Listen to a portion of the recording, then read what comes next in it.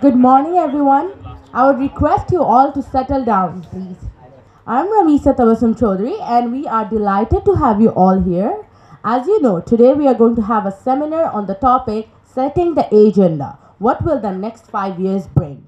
Arranged by Dhaka Tribune along with the support from the Royal Norwegian Embassy, Dhaka. Without further ado, now I'd like to introduce our special guest, Mr. Aspen Victor Svensson, Ambassador of the Royal Norwegian Embassy, Dhaka. Our panelists for this seminar, Mr. M. D. Shahriar Alam, MP, former State Minister, Ministry of Foreign Affairs, Ms. Shama Obaid, Organizing Secretary of Bangladesh Nationalist Party, BNP, Dr. Imtiaz Ahmed, Professor of International Relations of Dhaka University, Professor Nujhat Chaudhary, a member of Civil Society, Dr. Manisha Chakraborty, member of Central Committee, Bangladesh Samajtantrik Dol Bashar. And lastly, our moderator, Mr. Zafar Sobhan, Editor-in-Chief of Dhaka Tribune. Firstly, I would like to invite our special guest, Ambassador of the Royal Norwegian Embassy, Mr. Aspen Victor Svensson, to come to the podium for the opening speech. Thank you very much. And distinguished audience and panelists, it is such a pleasure to be here once again. Yet another seminar hosted by Dhaka Tribune and supported by my embassy, the Royal Norwegian Embassy here in Dhaka. In particular, I'd like to thank Dhaka Tribune for being our partner in crime on this kind of events. I highly appreciate our collaboration. It's been such a good cooperation for several times, and Dhaka Tribune has been such a capable and staunch partner for us. Actually, it is the 5th time that we're doing this kind of event here in Dhaka, doing seminars and roundtables on subjects important to Bangladesh and to those of us whose job it is to try to understand and to interact with Bangladesh. So the purpose of these seminars, what we are really trying to achieve by these seminars is to bring people from different camps together, in part maybe to help us gain a better understanding of complex issues. Maybe even more importantly, to encourage more dialogue, especially between people who have roles to play in developing the country and bringing it forward. Bringing people together is part of the Norwegian brand. It is what we do all around the world. We're great believers in dialogue. My Prime Minister keeps saying that it is the people you disagree with that you need to talk to. We have named this seminar Setting the Agenda, What Will the Next 5 Years Bring Us? Rather than what they will bring us, we should say what they should bring us, or what we want them to bring us. But I will not philosophize too much about the title. We want open discussions. I only want to stress the need to look ahead. Since my arrival here in Dhaka 3.5 years ago, there has been we have been talking about the upcoming election. Now this upcoming election has turned into the past election. We know now what the parliament will look like in the next 5 years. I come from a country where no party has had a majority alone since 1957. The current Norwegian parliament has 10 different parties represented. The Prime Minister of Norway can get nothing through parliament without talking to or negotiating with other parties. We believe that this gives us better and more thorough political debates, which again leads to better decisions and good governance. Today's seminar is about looking ahead.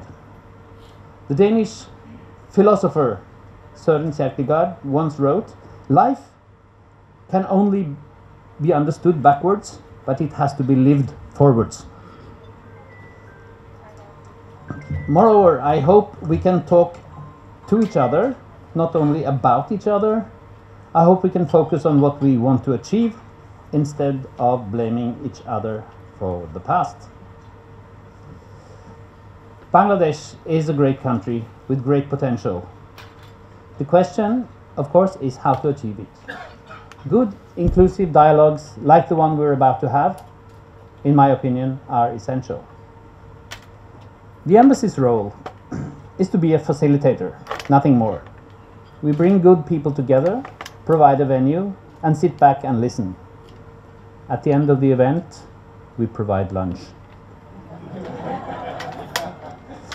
Let me also say that I think we have an excellent panel, that the turnout is amazing, and that I'm looking forward to sharp analysis and lively discussions, and that I won't take any more of your time. Thank you so much for your attention.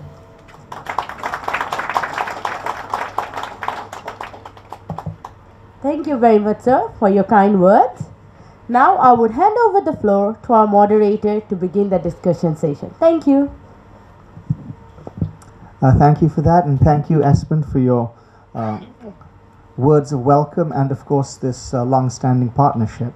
Good morning, ladies and gentlemen. I'd like to welcome you to what has now become something of a fixture in the policy discussion calendar here in Bangladesh, our Dhaka Tribune panel discussion supported by the Royal Norwegian Embassy.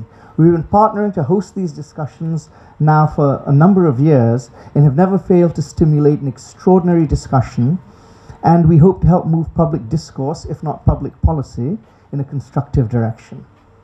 The format is simple. I will give each of the panelists roughly 5 minutes to make an opening statement, after which I will facilitate a back and forth conversation between the panelists for the first hour. In the second hour, we will open up the discussion to the floor, and you're free to make questions or comments, though I do request that you keep them short and to the point.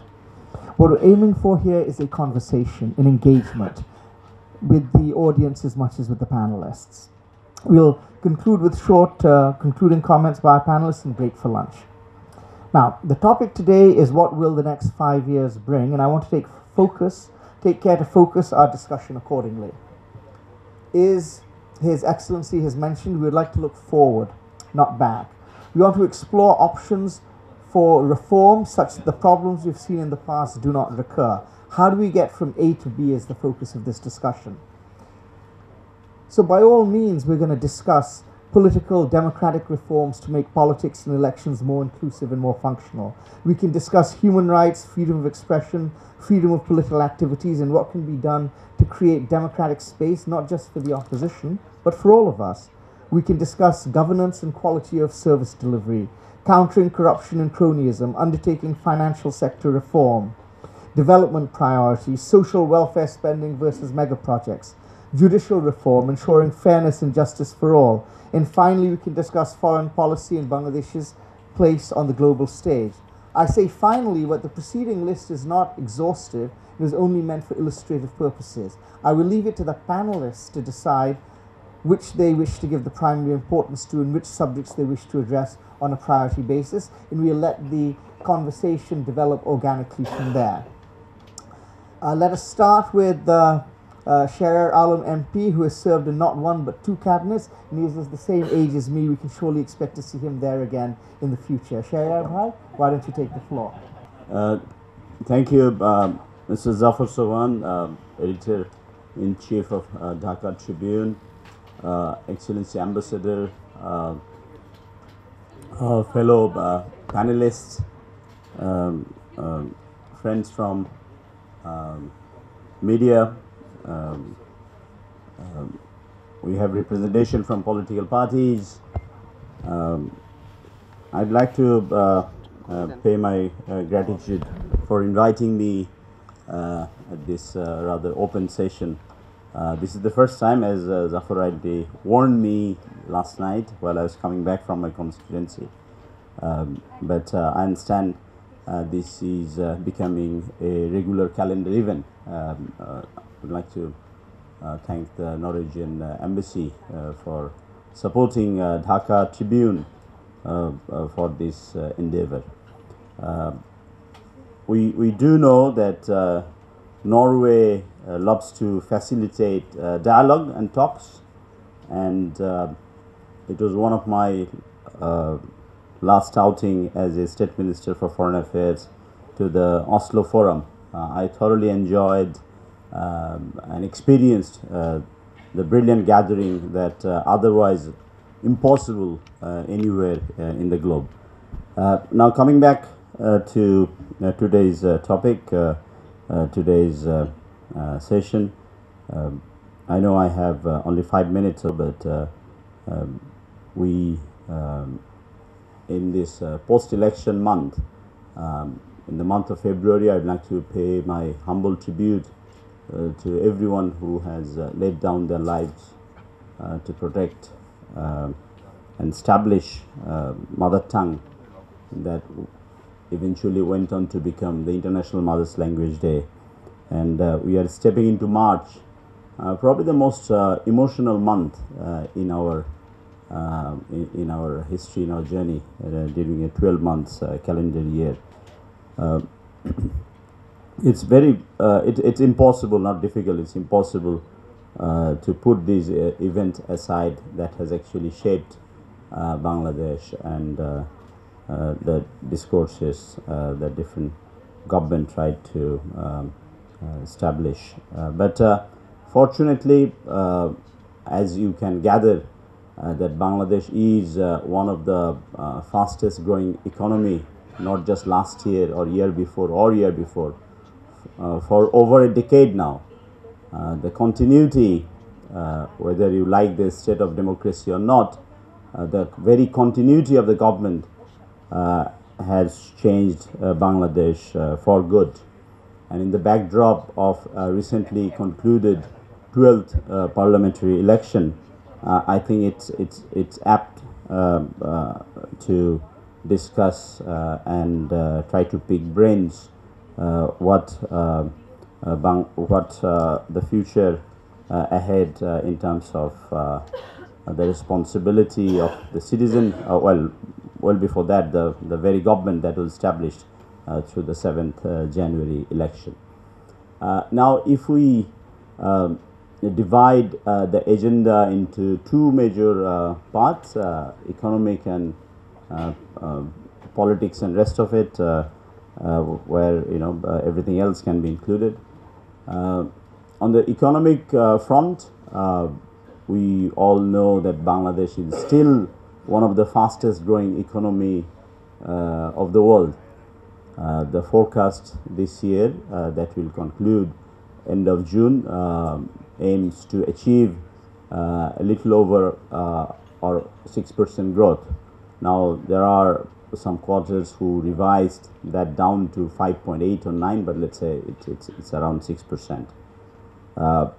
The major pillar of our economy, export led by RMG, then domestic agriculture, and the income from the migrants, and that is on rise thanks to the number of migrant workers who went abroad. Now obviously these are huge area of discussion where, of course, an hour long discussion with 5 panelists is probably not good enough. Each and every one of them requires a lot more than that, but we are making progress in that sector. Exports, of course, it's directly linked with how the world economy is going to perform. The good news is in the far west they are rebounding, but in the west, in Europe, things are still gloomy. Some of the major economies are still struggling. In the east, where we thought we have expanded into new horizon, new marketplace, there are countries in the east, major economies in the east are also struggling. But despite all these uncertainties, Bangladesh's export is still experiencing a reasonable growth, not a steady, fast growth that we have experienced in the last 5 or 7 years. I would quote from the recent visit by the Managing Director Operation of World Bank, where she mentioned that the world economy is still struggling, or rather in trouble, and of course Bangladesh is not out of the world, but the debt repayment and project implementation scenario is good, and that's why she is hopeful that World Bank will do justice by investing more in Bangladesh. I'd also like to quote another piece recently appeared in the World Economic Forum. The global manager of IFC went on to share her experience and recent visit, recent meaning October last year, she visited Dhaka. Went on to say that Bangladesh will continue to be the powerhouse of ready-made garments and textile. Now we know that there are further improvement that we need to do, and I'm sure we do have representation who loves to talk about the labor sector reform. And as a responsible and responsive member of ILO, we are continuously engaged, and we have presented the Norwegian, the ambassadors, High Commissioner representatives presented today, especially from Europe. They are very well aware that the roadmap was well received, and they are very closely monitoring. In fact, we do have a mechanism in place to measure the progress periodically.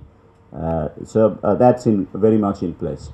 So in next 5 years, of course, we'd like to see steady growth as world economy normalizes. I mean, of course, that's $1 billion question. That's exactly when. But Bangladesh is better placed compared to many other similar countries, or a densely populated country often threatened by climate change activities and events.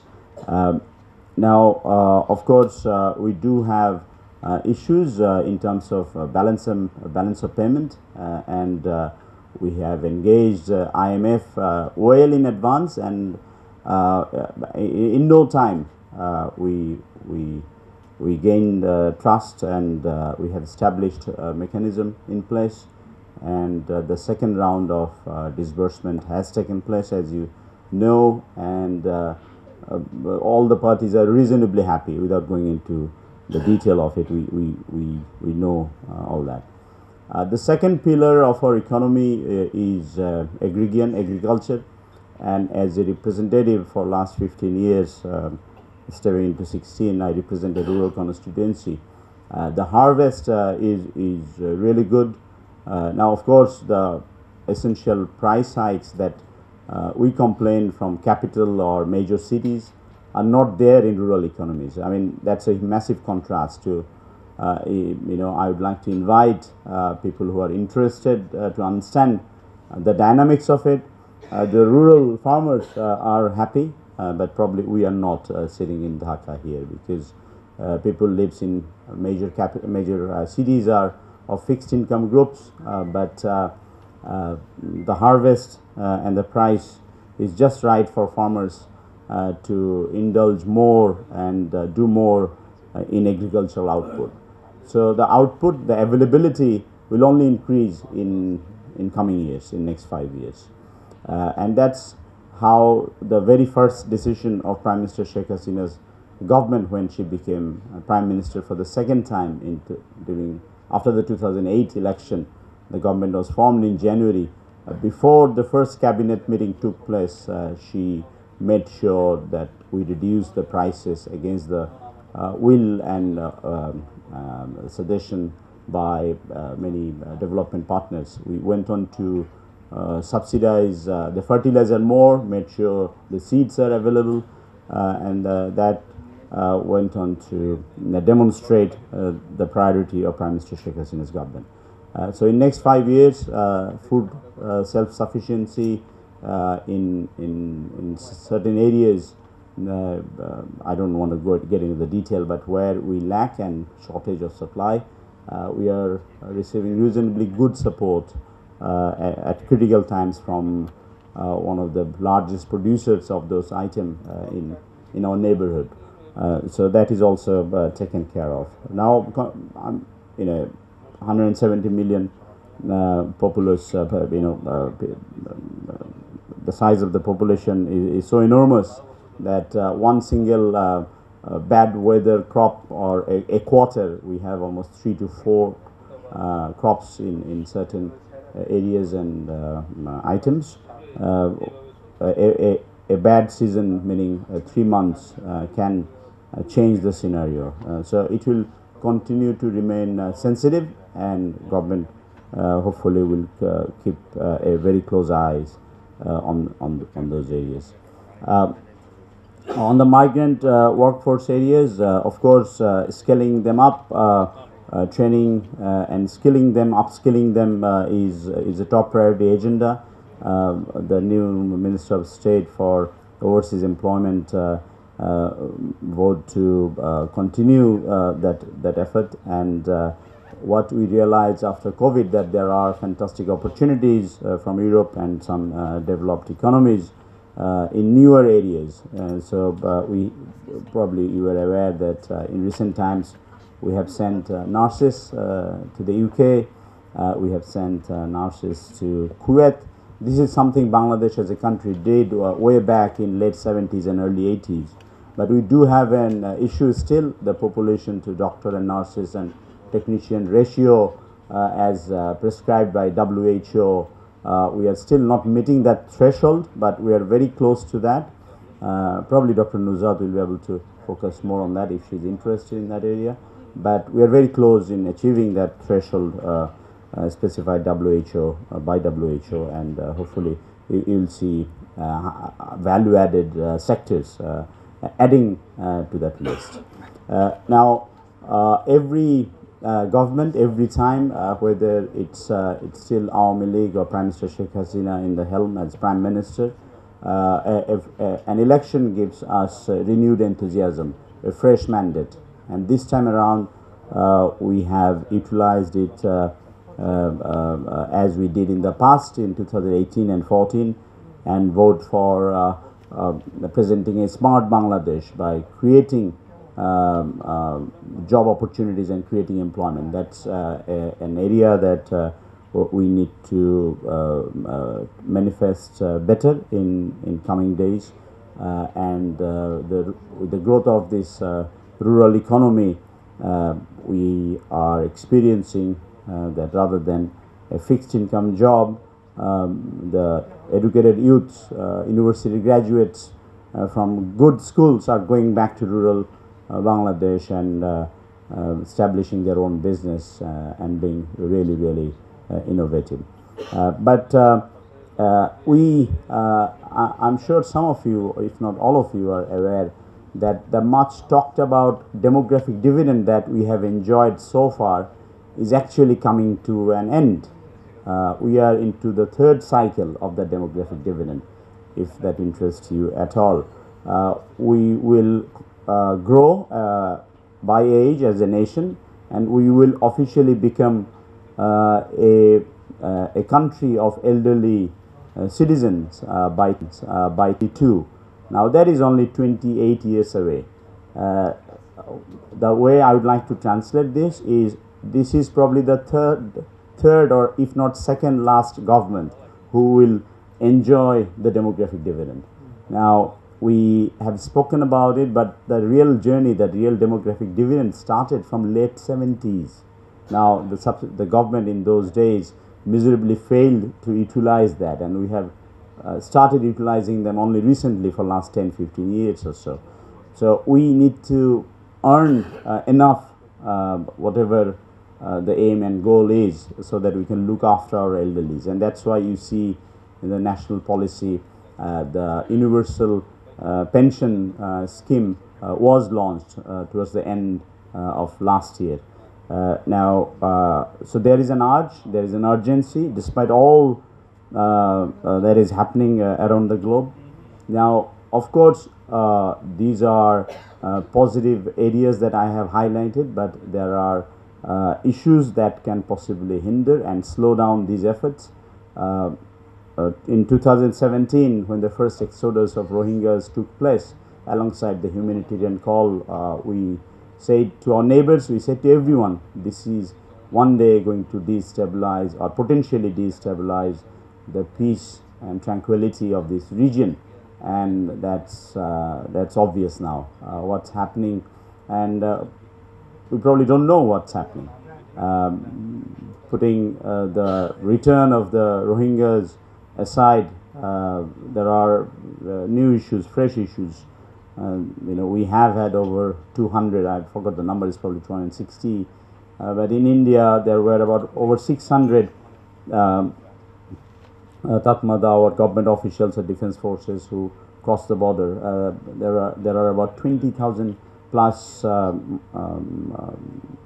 necessarily Rohingyas, but Myanmar citizens crossed over to India in Mizoram, and it's going to be challenging for Bangladesh.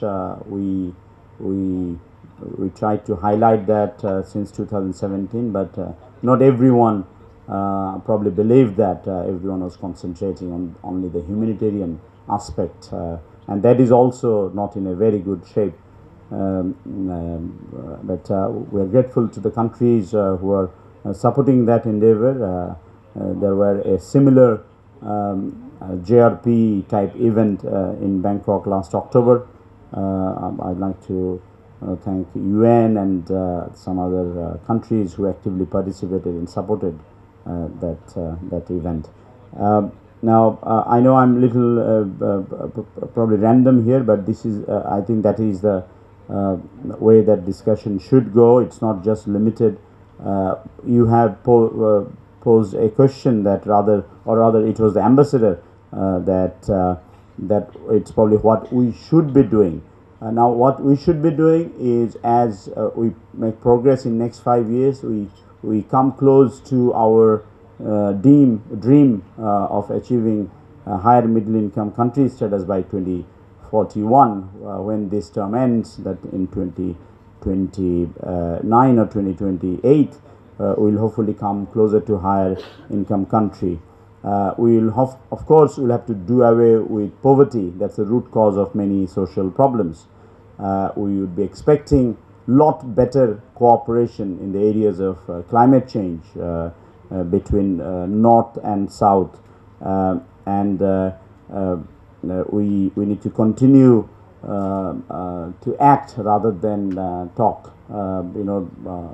Unfortunately, there are issues every now and then cropping up that can potentially destabilize this region, especially a Muslim majority country. What's happening in Gaza is totally unacceptable. I know there are efforts of late, and I didn't follow what happened early morning today, if there is anything that has happened. But President Biden went on to say that while he was having ice cream, that by Monday hopefully there will be a ceasefire. So we are truly hoping that something positive will come out, but this 30,000 deaths till last night will have a long-lasting impact in this region in days to come. I'll stop here. Thank you. Thank you, Sharyar Bhai. I think you've sketched out a broad brush agenda for what we can expect. I think you've done a good job of explaining what the government priorities are. I'd like to bring in Shama Obaid, who's the organizing secretary of the BNP, to give us your opening statements and perhaps respond a little bit to what Mr. Alam has said. And again, like I said, focus on what you would like to see and what should we, is citizens of Bangladesh, the common public, hope to see in the next 5 years. Thank you, Zafar. Good morning to all. First of all, I would like to thank Dhaka Tribune and the Royal Norwegian Embassy and the Ambassador for organizing this event. And I gathered that these kind of events are done frequently, which is very, I think, very fruitful for forming opinions and working on those opinions. In front of me, we have the different civil society from different sectors, diplomats, press, and we usually hope that opinions of the civil society from different sectors, political leaders that are present in these panelists, and our opinions should matter in forming a good future for Bangladeshi people. which unfortunately we do not see all the time. So I would like to first of all say that next 5 years, what our agenda is, there's too many things on the plate. Although Shahriar Alam, he tried to paint it a nice picture, because his party, Awami League, has been in the government consecutively for fourth time. But it is sort of hard to detach politics from economy or any other sector that affects a country or the people of Bangladesh. Bangladesh's biggest strength from 1971 till now have always been its people, its young generation, its youth. 1971, it's the youth who did it. We have talked about the language movement, the youth have done it, and till now, the youth and the next generation are the strength. The people, the private sector are the strength of Bangladesh. Politics has gone up and down. Politicians have been blamed for what have happened in the country in the past or now, or what will happen in the future. But me as personally, as a citizen of this country, have always had faith in the people of Bangladesh, and they are the biggest strength, I think. And it's men, women, regardless. So I think the first crisis that we need to look at is the democratic crisis, freedom of speech, Digital Security Act, people being able to say what they want to say, people being able to write what they write. Our friends in the government or the Awami League, our counterpart may say that, okay, there is, people are talking in talk shows. I am sitting here, criticizing the government. So there is freedom of speech. But when you dig deeper, the journalists cannot write what they want to write. They cannot say what they want to say. In last 2018 election, lot of reporters lost their job from their, wherever they have worked, because they have tried to show what happened in different election booths. I don't even want to talk about the 7th January election. It was an election that is Awami League versus Awami League, so it's nothing to say really. So, but as a citizen of this country, as a political worker, I would like to see that in various issues, all sectors, including politicians of different political parties, should be able to work together.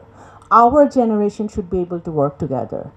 We should stop political rhetorics, and we should start concentrating on the real problems. Real problems, yeah, as Mr. Shahriar mentioned, economy. It's the number one problem of the country right now. The banking sector, the corruption, lack of governance, lack of transparency, money laundering, price hike, and today's Dhaka Tribune news, gas, electricity prices to go up, which already we know that it's going up, which will again affect increasing the price hike, and it will affect everybody in this room and all over the country. So basically, these are the issues that the economy, of course, that the debt repayment, dollar crisis. The government can continue to blame the global economic crisis, the Russia-Ukraine war, the COVID on whatever is going on in Bangladesh. But there are countries where the prices have gone down after COVID, in the midst of Russia-Ukraine war. But in Bangladesh, we don't see that. It's going up and up and up. But when we see the highest forum of the government still blaming, although the so-called opposition in the parliament is Jatiyo Party, there is no representation of Jatiyo Party here, I think. But even last week, they keep on blaming Bangladesh Nationalist Party for the price hike. Even the 1974 famine that happened, Bangladesh National Party was not in existence, but they were blamed for that. So what happens, these kind of statements, the byproduct, what happens is the real syndicate, the real perpetrators get stronger. They keep on doing whatever they're doing, and they are part of the government. So that is something that we need to look at. And the young generation, the youth, they need to be able to vote. Our people need to be able to vote freely. That has been, the election process has been dismantled, destroyed over last 16 years. So that needs to be fixed, because nothing, if you have the government in place at the moment may think that they have a fresh mandate, but they do not have a fresh mandate of the people of Bangladesh. So if they have nothing, whatever is decided in the so-called parliament, they never take any opinion from the people. They don't represent the people of Bangladesh. So that needs to be addressed. Another thing is we need to address, which is the corruption, which the price of doing business, the cost of doing business going up, the education system, which needs to be fixed, the healthcare system. We have been, even if you follow the news in last 1 month, the new health minister himself admitted that there are illegal clinics running in the country, many of them, which needs to be shut down. So the healthcare system needs to be fixed. The education system needs to be fixed. As garments industry, technical industries are coming up, they need skilled laborers, skilled education based on specific needs and skills, which are not happening in Bangladesh, needs to be addressed. Primary education. After COVID, a lot of, especially education for girls, they are dropping out of schools and never coming back, getting married in 15 and 16 years old. That needs to be looked at.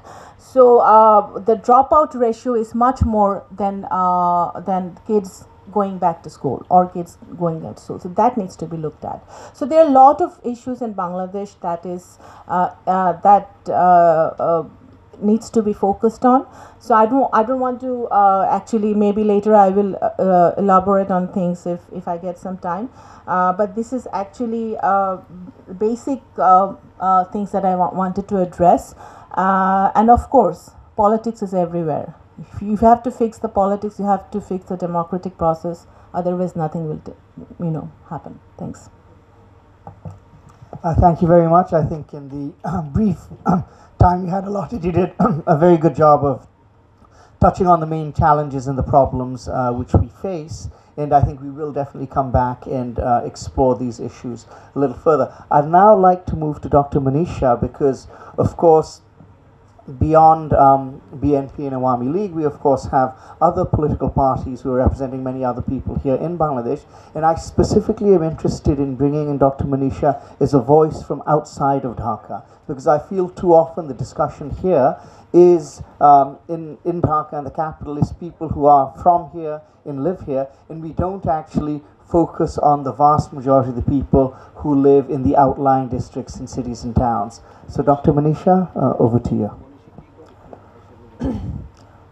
Firstly, thanks to Dhaka Tribune and Norwegian Embassy for arranging this seminar and inviting me from Socialist Party of Bangladesh. The agenda of today's seminar is setting the agenda for next 5 years. I would just like to start with what we will like to see in the next 5 years. We will like to see people being empowered, which is absent, which is not happening in Bangladesh. We will want to see the people getting the power in hands. The democratic process, it doesn't matter actually how much you decorate an event with flowers. If it's a funeral, it's not a celebration. So what we are seeing in Parliament is the funeral of democracy. So it doesn't matter how much you decorate it, how much you adorn it with beautiful words and verses, it's still the funeral. And we would just like to say that the democracy, in a parliamentarian democracy, the people who are governed, they get the right to choose those people by whom they would like to be governed. And in this parliament, the people are powerless and the parliament is oppositionless. So it's a lifeless democracy we are watching. And this democracy is not what we will get some accountability from. There is no accountability, there is no commitment, and there is no reason by which the government will be liable to listen to the people, because they are not elected by people and people can't want answers from them. And we are seeing some symptoms already, like it's not been a month and the ruling party, they put their ishtihar, you know, they put promises before the election that they will bring down the prices of our commodities that we need. But it's not been a month, and just yesterday our minister, they declared that from March 1st the electricity price is going to be raised, and soon there will be no subsidies in this sector. And we will they are also saying that we are trying to be aloof from the concept of subsidies and the government is not actually keeping the concept of subsidy into consideration. So what will that bring? Is the subsidy given by the Awami League party fund? It's public money, and public money needs to be spent for public reasons, for serving the public.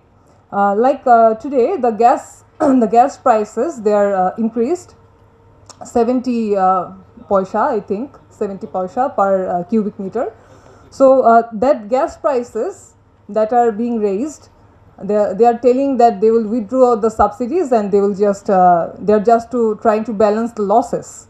But there is a gas development fund which is made through cutting 46 paisa from 2009, and that gas development fund, there is no accountability. Where is that fund that's cut from our money, and where that fund should be used to subsidize our gas prices, but they are putting that again on the heads of the people.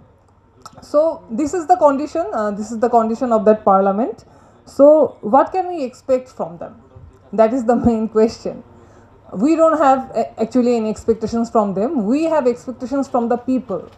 We want the people to be vocal. We want the people to be voicing their demands for their empowerment. That's what we actually expect to see in the next 5 years. And if we talk about agendas, the agendas that should be discussed in the parliament, I was looking at a data that in last parliament, only 16% of time was spent for discussing policies.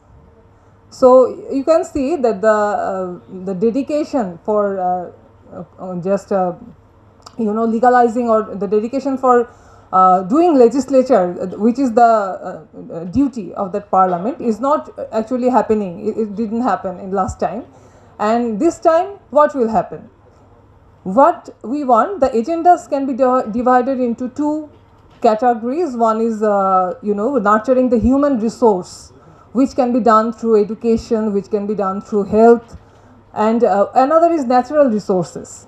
So what is the picture? The picture is we have the lowest education budget in South Asia, we have the lowest health budget in South Asia.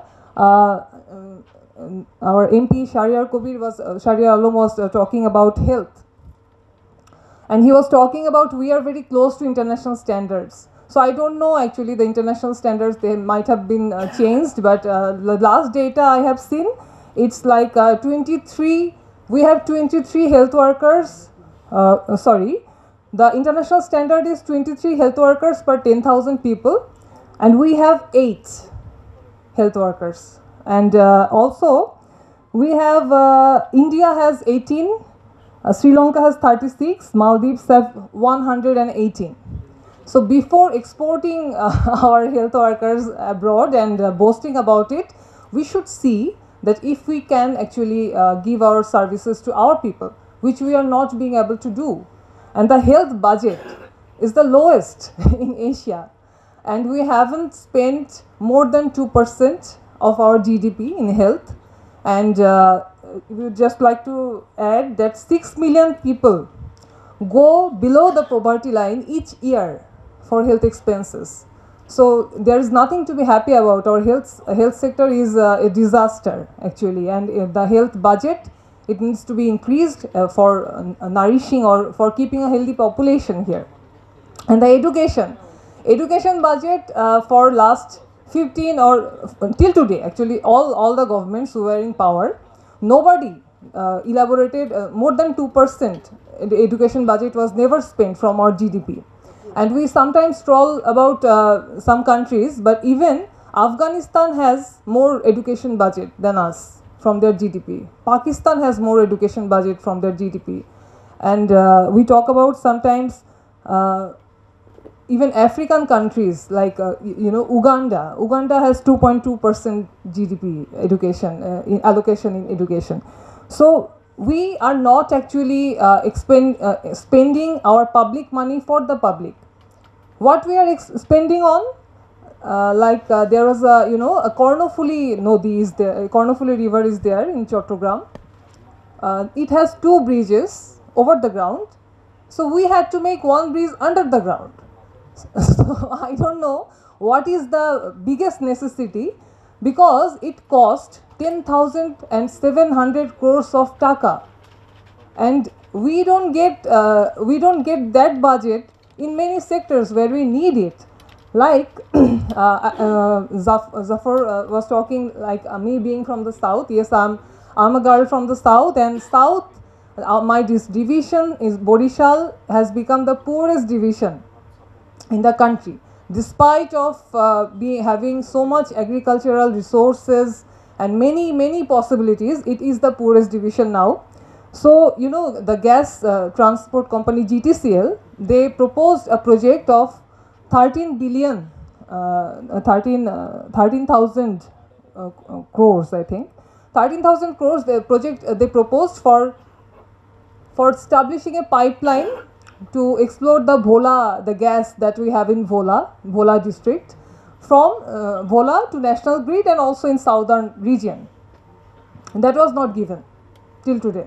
But 10,000 crores were spent for building a bridge under the river, which has already connection over the river, for just decorative purpose, or for just having a name that we have underground tunnel. So public money is being spent not for public purposes, but for the government's own decisions, own agendas, they are being spent. And if we talk about the government, if we talk about the parliament, 2/3 being businessmen, and they have stated that they have, we don't have any accountability. We saw an election commission where they stated there were 30-fold increase in their properties, there were 30-fold increase in many their assets. It was not inquired. It was not asked that where did you get this money? Where did you get these assets? It was not inquired, not asked. They are not held accountable. So where is the accountability that the agendas that should be made through debates, through discussions, through decisions that are made from people's voices, people's demands, the agendas are not made by this. So we think that the main agenda that we want to see in the next 5 years is that people standing up for their empowerment, people raising voices for their empowerment. Thank you. Thank you very much, Dr. Manisha. I think you've done a very good job of outlining where we could be doing things differently, where we could be doing things better in the fields of health and education. You raise a very good point as to how is the public money being spent. Is it being spent as wisely as could be, with due consultation with the public, and is there accountability for that? Now, I want to bring in, we have 2 voices here from civil society, and I want to start with Dr. Nusrat, and of course, you could perhaps, as a working doctor as well as an active member of civil society, speak to these issues which were raised by Dr. Manisha and also by other speakers. So over to you. Thank you, Zafar Bhai, for giving me the floor. I'd like to thank Dhaka Tribune and the Royal Norwegian Embassy for creating a platform where we can discuss our point of view. I'm representing the civil society here. I'm not here as a doctor, so I wouldn't like to focus on health only, because I have a much more sensitive claim to this discussion, because my father is a martyr of 1971 war. He was killed during the intellectual killing by the Al-Badr, who were the collaborators of the Pakistani army. He was the then top ophthalmologist. He was dragged from his home and then brutally tortured and murdered along with 1,000 other intellectuals. So when we talk about the future of a country or a presence of a country, or when we talk about looking ahead, when we talk about reaching point B from point A, I always have to look back and look at point A. Bangladesh paid a very high price for the country, for a sovereign country, but not only for freedom. Freedom of people from being dominated by other powers, foreign powers. Freedom to speak their own mind, freedom to decide their own future. But I want to focus on something that hasn't been discussed yet. Say what all these politicians are saying, that you have a very strong democracy. All the point, like Monisha is a doctor, she was talking about the health system crisis. I agree with her points, but will raising the budget solve the problem if you don't solve corruption? So no matter how much budget there is, no matter how much voice the people have, one fine morning in a developed Bangladesh, you find there is a Taliban uprising. So is that the future we want to see after, say, 20 years, 15 years? So I want to talk about the basic essence of what we wanted during our war. We want a democratic society, free and fair society, also a secular society. Our very fabric of secularism is being eroded every second. It is like a fire that is burning underneath your building and you don't know. The rise of fundamentalism has reached such a level that I fear for my country, for my country's future. Obviously, this government, I must admit, because I was also involved with the process of trial of the war criminals, they have tried hard to keep it a secular country, balance between the Muslim identity and also a progressive nation. There is no contradiction between being a Bengali, progressive and very good Muslim. But this is something we are failing to teach our children. This is something we are not agreeing between parties, and we are collaborating with the fundamentalist parties, the killers. Jamaat-e-Islami, they have known killers in them, they have killed them. I know my father's killer. I know the name of them. But when we want to try them, even big political parties are against us. But we have waited 4 decades to have justice. So these things matter. I have to look back to look forward. I don't want a Taliban Afghanistan. Afghanistan was a very developed, progressive country in the 70s. Where is it now? Where is that educated Iran? Where is Rumi's Iran? So if you want to talk about democracy in Bangladesh, we must think back to 71. We want a democracy where everybody can speak, but where everybody respects each other. It is not dominated by fundamentalists. It's not dominated by one specific religious ideology. So if you want to talk about democracy, do we include, because when you talk about Western democracy, you did not come from a war. You did not come out of a war. We fought. 2 ideologies fought against each other. So it's a fight of ideologies. So when we talk about stability of the country, when we talk about democracy of the country, in the name of democracy, Do we allow space to those people who killed us, who did not want Bangladesh? It needs to be answered. I'm not trying to create a debate, but maybe we should talk about it, especially with the Western powers. There is nothing called moderate Muslim party. If somebody wants to use Islam for political gain, it is a fundamentalist extremist party. So do you compromise with that? If that sort of a party comes to power, will it by any means help Malaysia's politics? Will it by any means help the garments worker, female garments worker? We must understand that for a democracy to flourish, religion and the state governance needs to be separated. This is something that they don't want. So as political party, do we compromise? Do we go into the voting system with them as their supporters or collaborators? Will it serve our greater interest? Will the democracy that we are talking about be sustainable under their rule? So we need to talk about that as well. So rise of fundamentalism is a big issue for me, and by policing you can't control it. This government has obviously taken care of the war criminals trial process, and it is going on. We demand that it should go on until the last of the criminals are tried. But basic fabric in education, in our mental build-up, in our dress, in our culture, the changes that I see worries me. And it has nothing to do with whether you have representation in the parliament or not.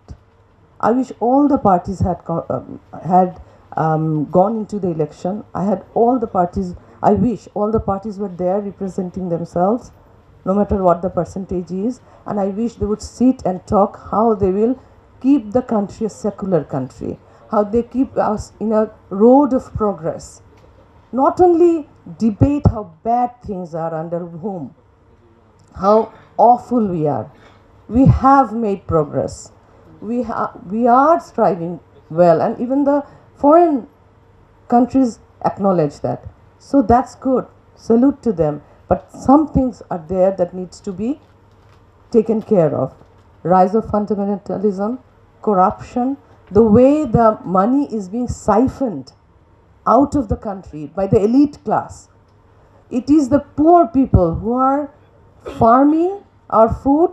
Also, their girls are going to foreign countries, and they're doing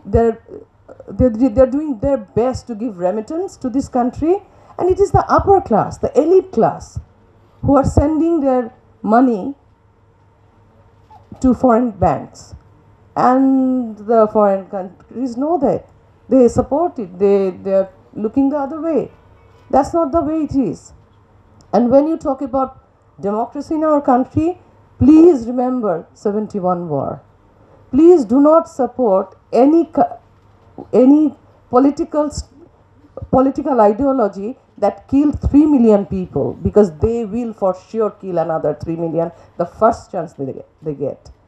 So I don't want a rich Saudi Arabia, Bangladesh to be a rich, developed Saudi Arabia. I don't want a broken Afghanistan. I don't want a fundamentalism riddled Pakistan. Don't make us like that. And we are well aware of the big countries having their eyes to make military base in our Saint Martin. Yes, we are aware of it. Nobody interferes in our politics. That's also one of the reasons we fought. Not only for free speech in my parliament, but also so that we are not ruled by anybody ever again. Never again. But there is a persistent interference in our politics from the foreign powers. And as a civil society member, that really makes us angry. I'm worried about the Rohingya situation.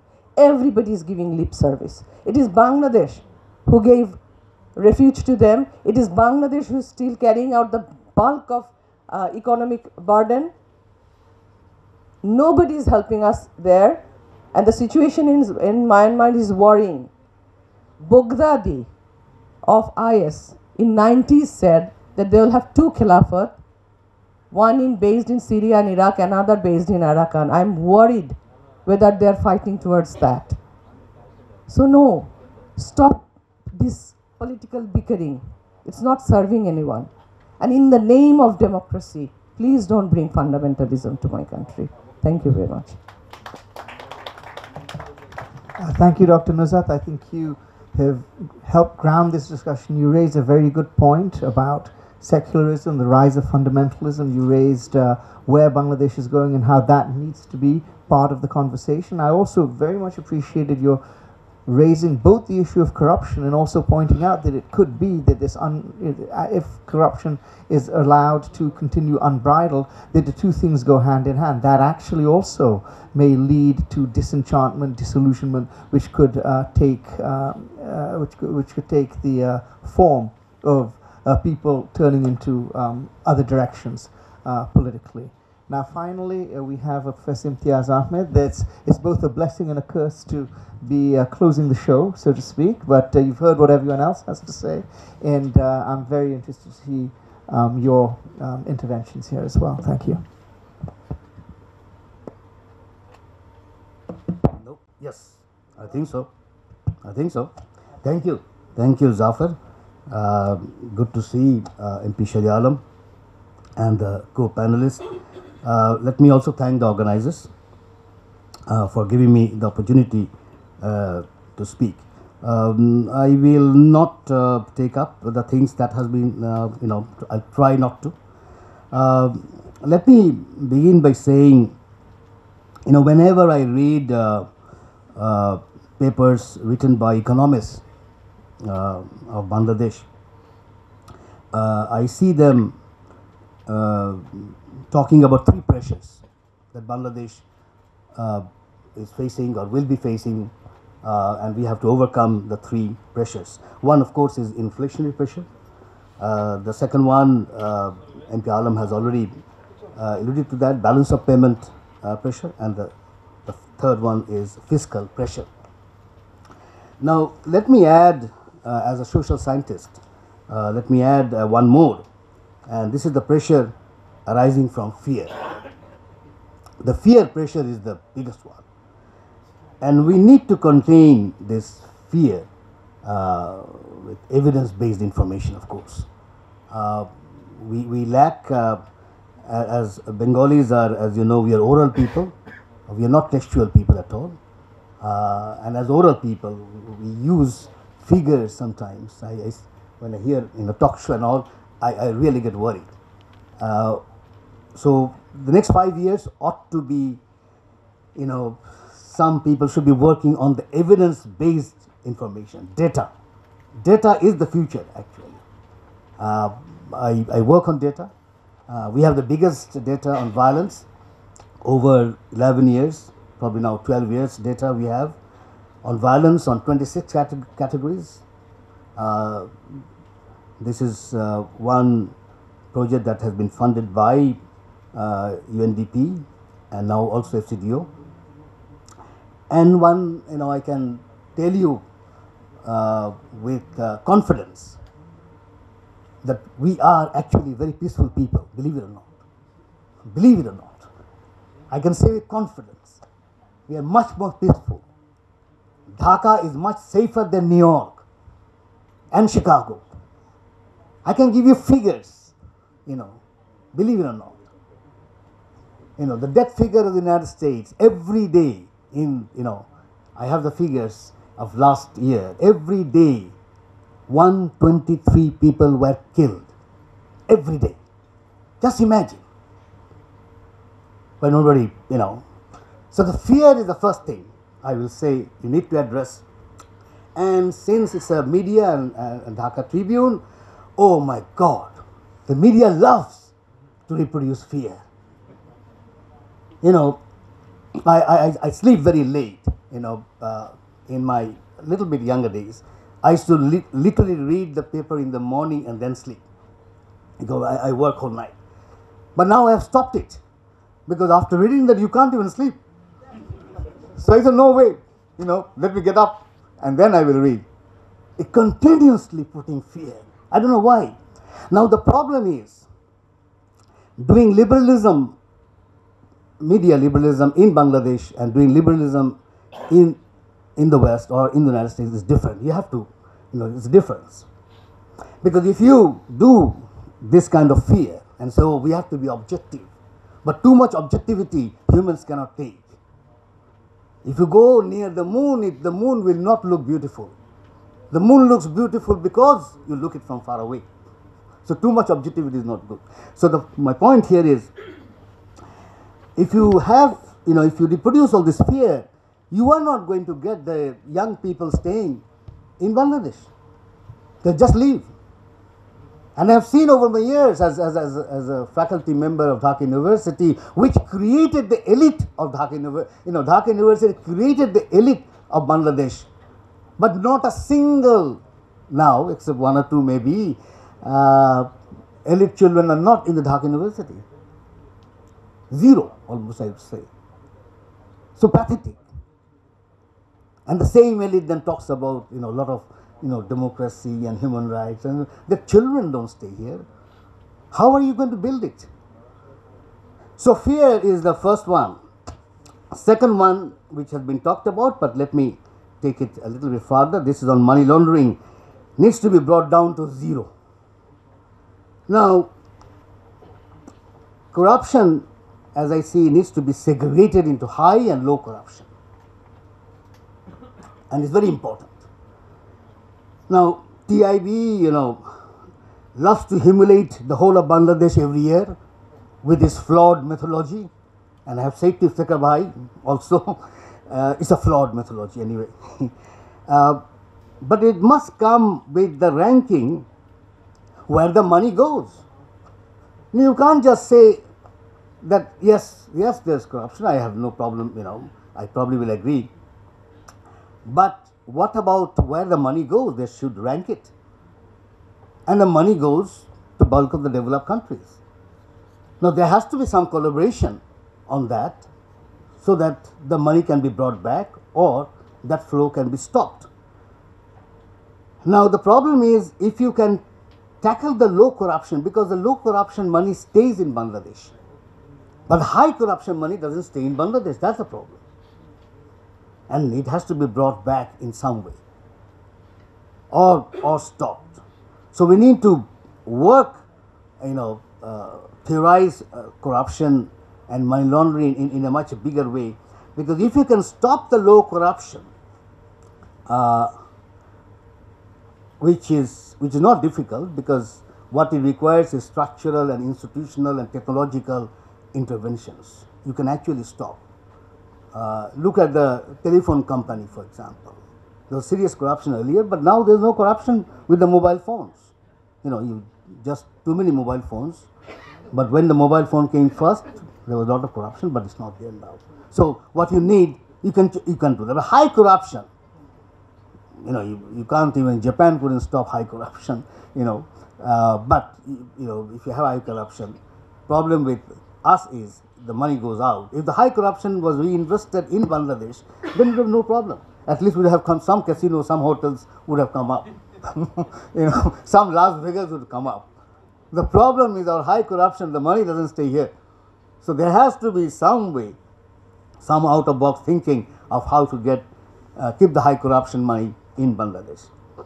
The third one is the zero tolerance on the banking sectors or banking irregularities, because this is an outcome of political business bureaucrat nexus. One can say that, write about it, but believe it or not, it's not easy. It's not easy.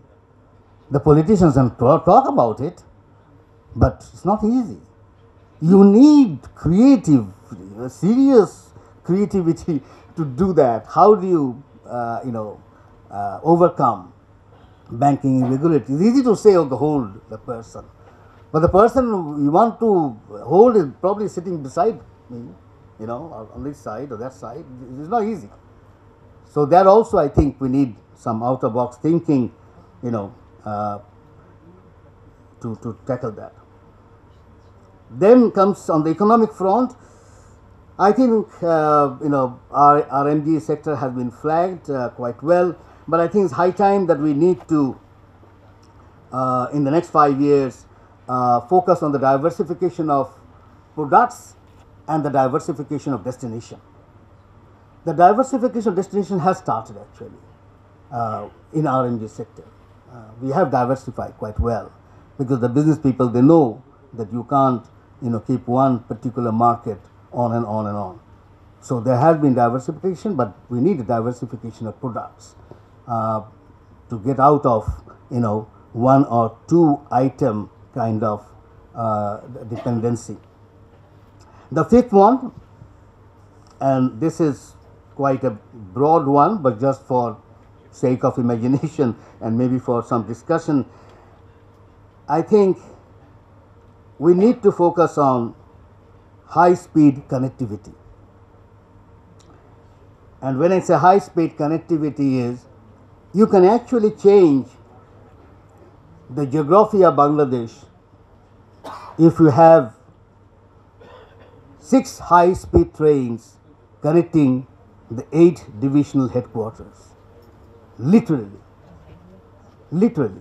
You only need 6 high speed trains. And nowhere you will need more than 1 hour to go. Nowhere. To Barishal you will need only 20 minutes. You can actually go for lunch and come back. Or go for your 5 times prayer and come back and do your office. Nowhere you will need more than 1 hour. Just in high speed train. Now when I was flagging this, I think it was in NDC in Capson's course, the chief engineer was sitting there who did the budget. So he came running to me and said, Prof, I did the, proposal on the Dhaka Tribune high speed train, but not the way you are flagging it, with connecting all the 6 divisional headquarters, 8 divisional headquarters, not that way. But I think, it can be done. And then I wanted to know what's the cost of Dhaka Tribune high speed train. And he said $10 billion at that time, a year back. And before I could answer, he said, look, you had a slide on corruption. The corruption just by changing the invoice is $8 to $14 billion annually. So he said, sir, you can have 1 high speed train every year if you can stop the $8 to $14 billion corruption. Just imagine. So the money is not a problem. You just have to have the imagination. And if you have the 8 divisional headquarters connected with comprehensive hospitals and excellent educational systems, both at the primary level and the tertiary level, you don't have to have people come, the traffic jam and all, this will all go. And I can give an example. Stay during the Eid day, during the Eid time, Dhaka is empty. Dhaka is practically empty. And this is how New York gets empty every evening, because all people go out. So you can have a situation like that with this particular kind of infrastructure development. The 6th one is the government needs to engage the diaspora. Yes, they are leaving, they have left, but I think they needs to be reconnected. It's very important because there are very creative diaspora. I know some of them. Some of them wants to work for Bangladesh, but somehow we have negative diaspora all the time critiquing Bangladesh, and I have some good friends in that circle also telling us what to do. But I think the diaspora needs to be reconnected, and there should be an institutional structure. And this I would request our honorable chief guest today to look into the matter how the diaspora can be reconnected institutionally with something called Bangladesh Dream or something on that.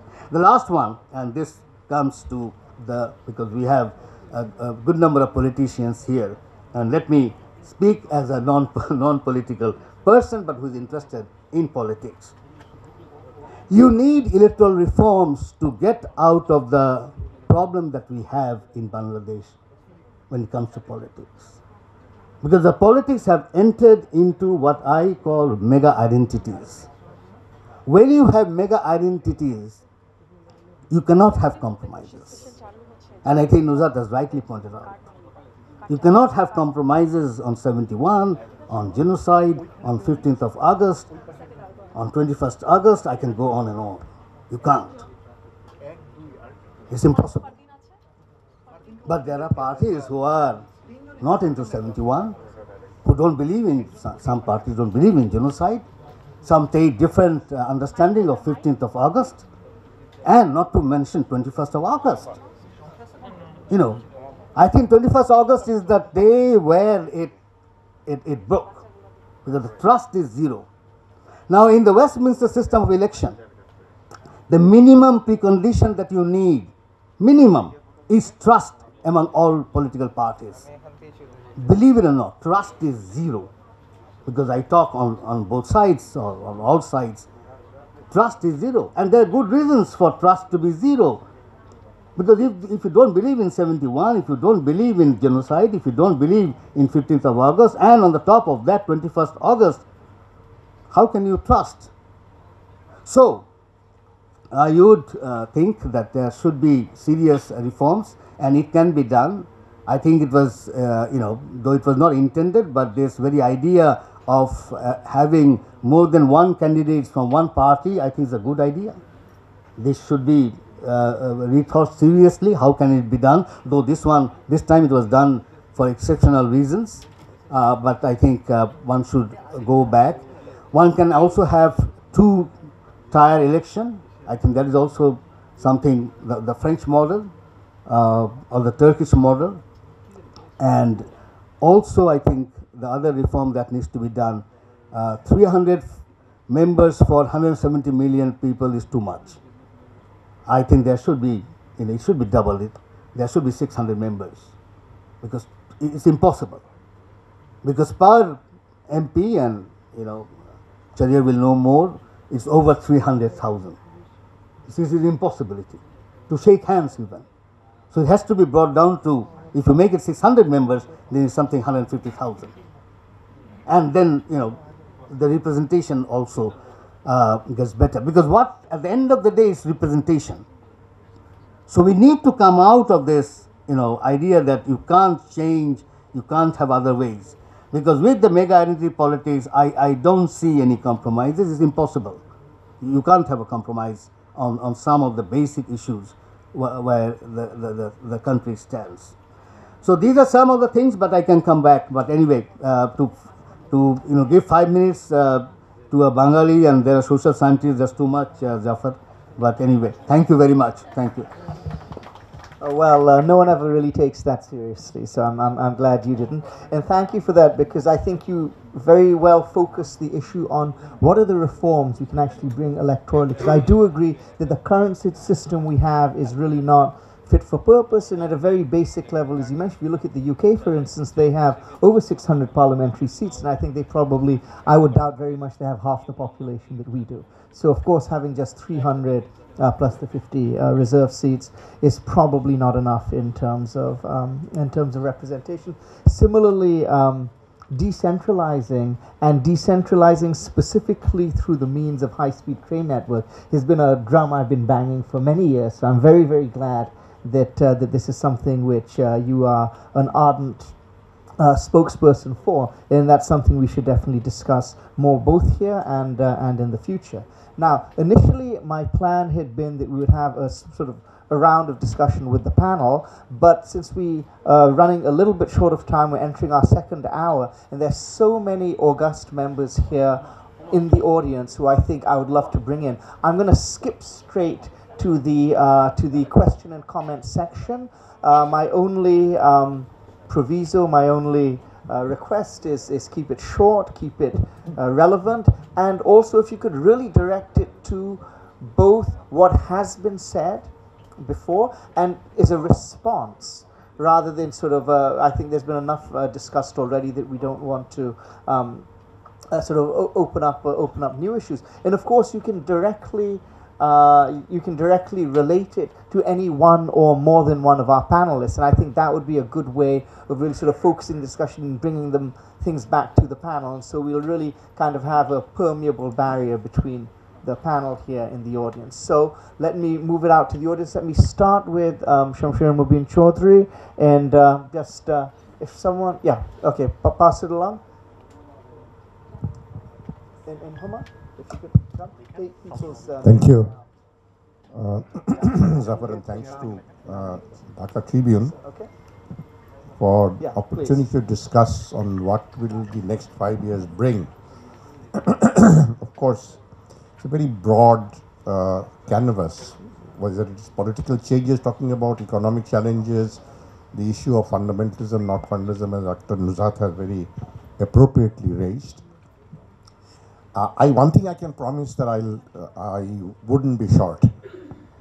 My first question is, why not take part in an election, even if you believe it could be flawed, and challenge the system and give the people an opportunity to see, okay, let me take part in a flawed election and see how much it can be manipulated or cannot be manipulated. And I think whether we want to discuss this or not publicly, but I think Pakistan has showed an opening by going into an election where a party whose symbol was disallowed, the party was disallowed, the leader was in jail, and they ended up winning the maximum number of seats in the parliament. So I think testing the system, best way is to take part in the election and not abandon it. My second point is, of course, the rise of fundamentalism that Nuzhat has raised. Now, frankly, who do you blame for its rise and who do you blame for its sustenance? Who is sustaining it? When you have secularism and a religion as a state religion in the same constitution, are you truly being secularist?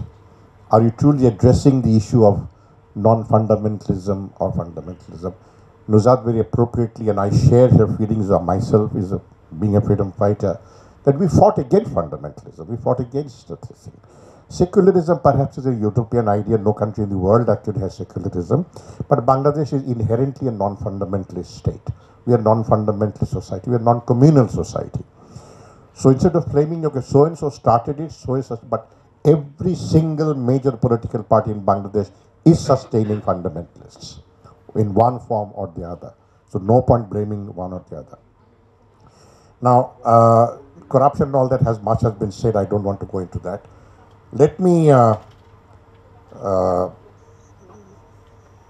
the last speaker he speaks very candidly. He thought New York was safer than Dhaka. He must be in a minority to... No, he said Dhaka safer than New York. Dhaka is safer than New York. So he must be in a minority to believe that. Even if it is, when the National Security Advisor comes to Bangladesh from the US, the ruling party is gaga over it that our election has been validated. So whether New York is less safe than Dhaka or Dhaka is more safe than Chicago is perhaps not an issue here. Let me come to the issue of trade, because I think the next 5 years and all are going to be economics and economy and economy. That is where the real challenge is. Of course, participatory democracy, participatory election and all that. And let us compare it with countries which actually are comparable to our instance in times of space and time of development and in relation to history. But to my mind, the country that comes most strikingly to comparison to Bangladesh is Vietnam. Liberated actually 3 years after Bangladesh was liberated. In 2023, Vietnam's export is $350 billion. $350 billion. The same time, Bangladesh's total export is $59 billion. Where are we lacking? The country that liberated 4 years after us, but see where they have gone in terms of export. Foreign direct investments. In 2023, Vietnam actually on ground attracted $36 billion, which is 0.5% of their GDP. The same time period, Bangladesh attracted $3.4 billion. 10 times less than Vietnam. Where are we going wrong? We have the manpower, we have the land, we may not have as much resources as Vietnam. Do we allow ourselves to remain shackled in history and then not look at the economy, which Vietnam has done much more? My last point here will be the one very valid point raised by Imtiaz. And this is in the manifesto of the party that I now work for, the Trinamool BNP. In 1971, we had a population of 75 million, and we had 300 members of parliament. Perhaps that was all right at that time. Today we have 170, we have 90 million voters, forget about the 160, 70 million people.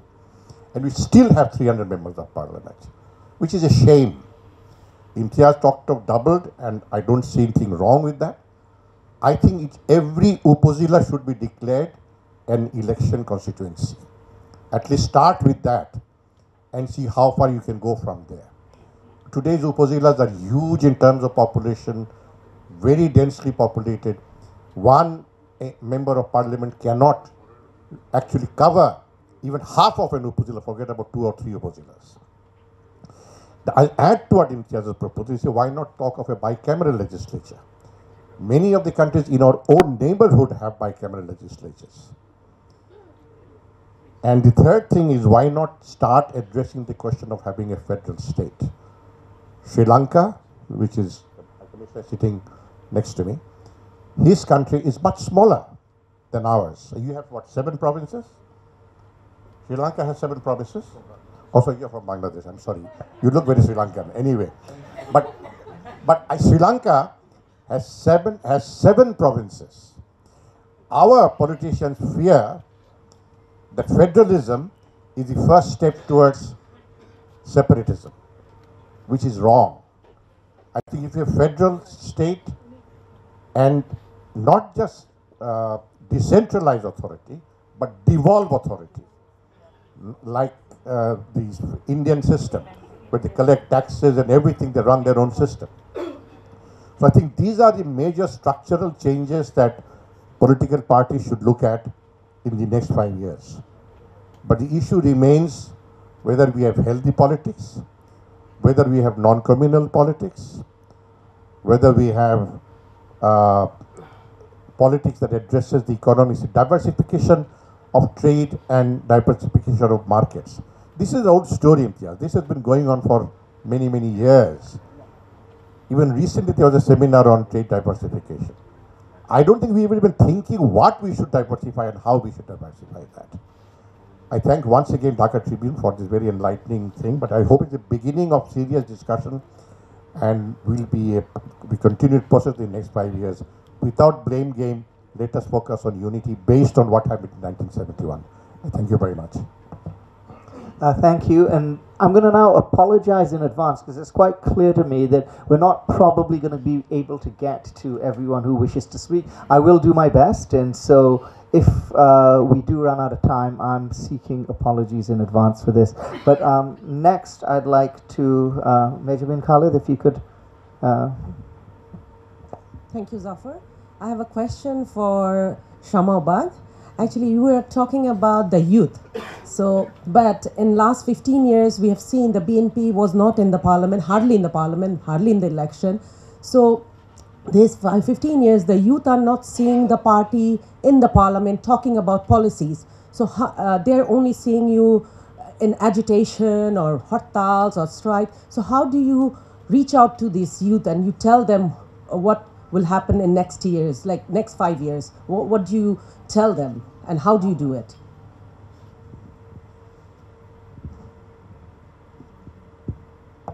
Okay, sure. So Shama is going to address that in her closing remarks, and we can now listen to questions from some other people. Omar Sadat, do you have a word?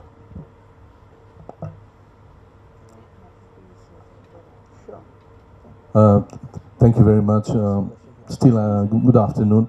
Before I thank Norwegian Embassy and Dhaka Tribune for organizing this wonderful agenda, I'm going to thank my learned friend who said I look like a Sri Lankan. I think it's a wonderful compliment. I love Sri Lankan people. I think they look beautiful. I was just there in January. Beautiful, beautiful country. So we had beautiful and wonderful speakers talking about the next 5 years agenda, and I was nearly getting super excited when Dr. Imtiaz talked about 3 pressures. And it reminded me about my wife's pressure that she gave me before I came to this. Because she said, you have to talk about one issue. And the issue has not been discussed by any of the speakers. So I'm conflicted as to whether to listen to Zafar, because Zafar said to introduce no new issues. Okay, go for it. Or to listen to my wife. I'm a smart man, and I'll listen to my wife.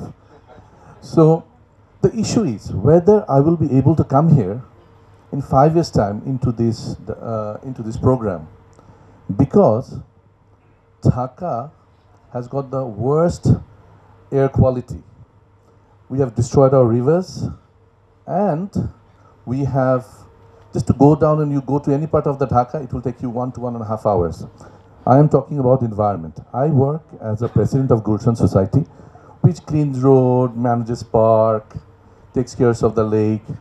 And I see, when I talk about environment, I am worried because it will be treated as a Boroloki issue. It's a rich man's agenda. It is not. I request all of you and each of you to go to Dhaka Cancer Hospital. And how many people are suffering from cancer?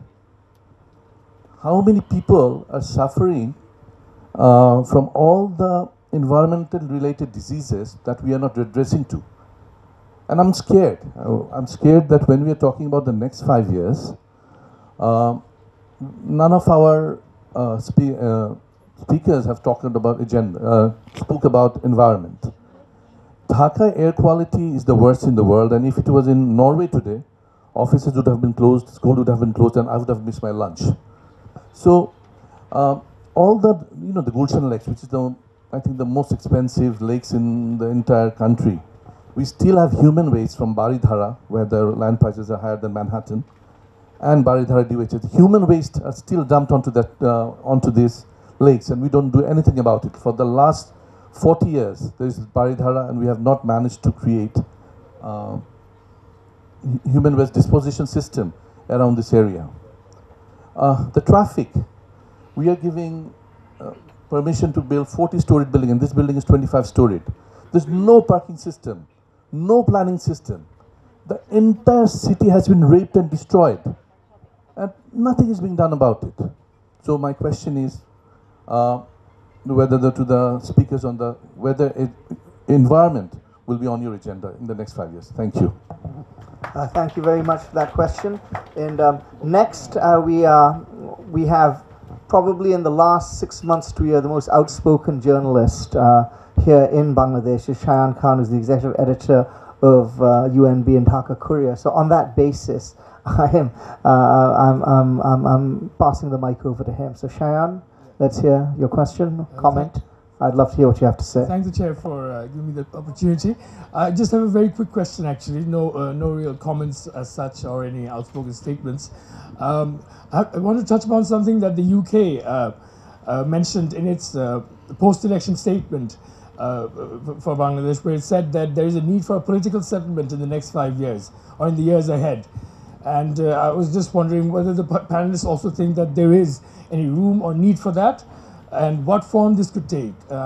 Would it be the most obvious form in which, whereby it would address the broken electoral system, and could it be something along the lines of, say, if the BNP gives up its movement for the caretaker government, the Awami League might call for an early election after 3 years. Thank you. Next, could I bring in Asaduzzahman Bhuiya from the AB party?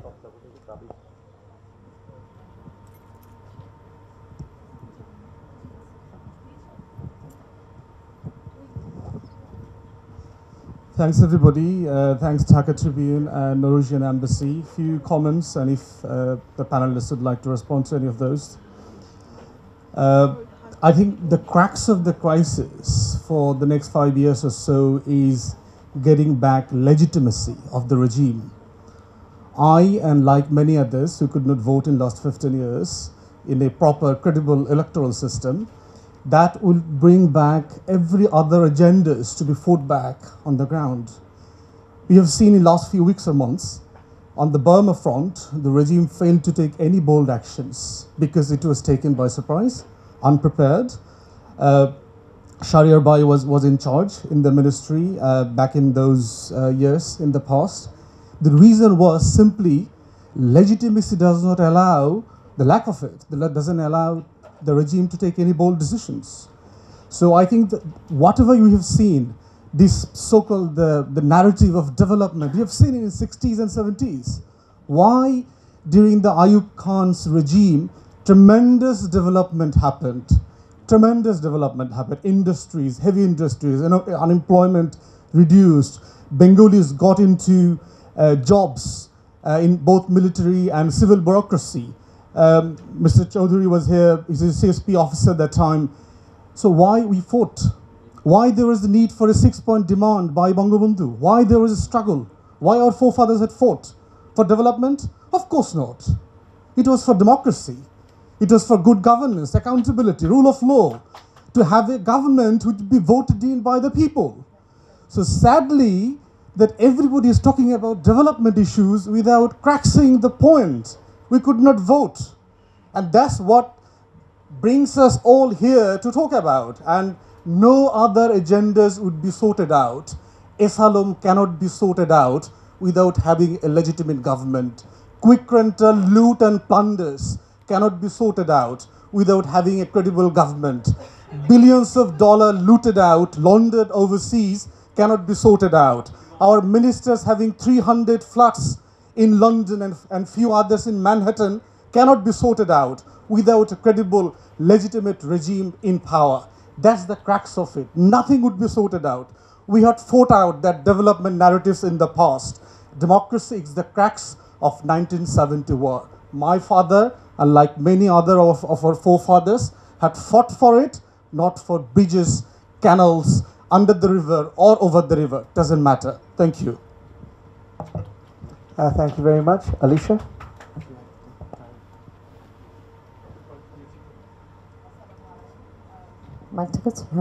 Distinguished speakers and guests, and thanks to Dhaka Tribune and Norwegian Embassy again hosting such an excellent dialogue. I'm Alisha Pradhan, founder of Harnet Television, which is world's first TV on women's well-being. My very brief comments would be setting the agenda of what will the next 5 years bring. So why not we all actually come together and decide what we can bring for the country. So as a young speaker, there are certain few criteria which I'd like to just point out.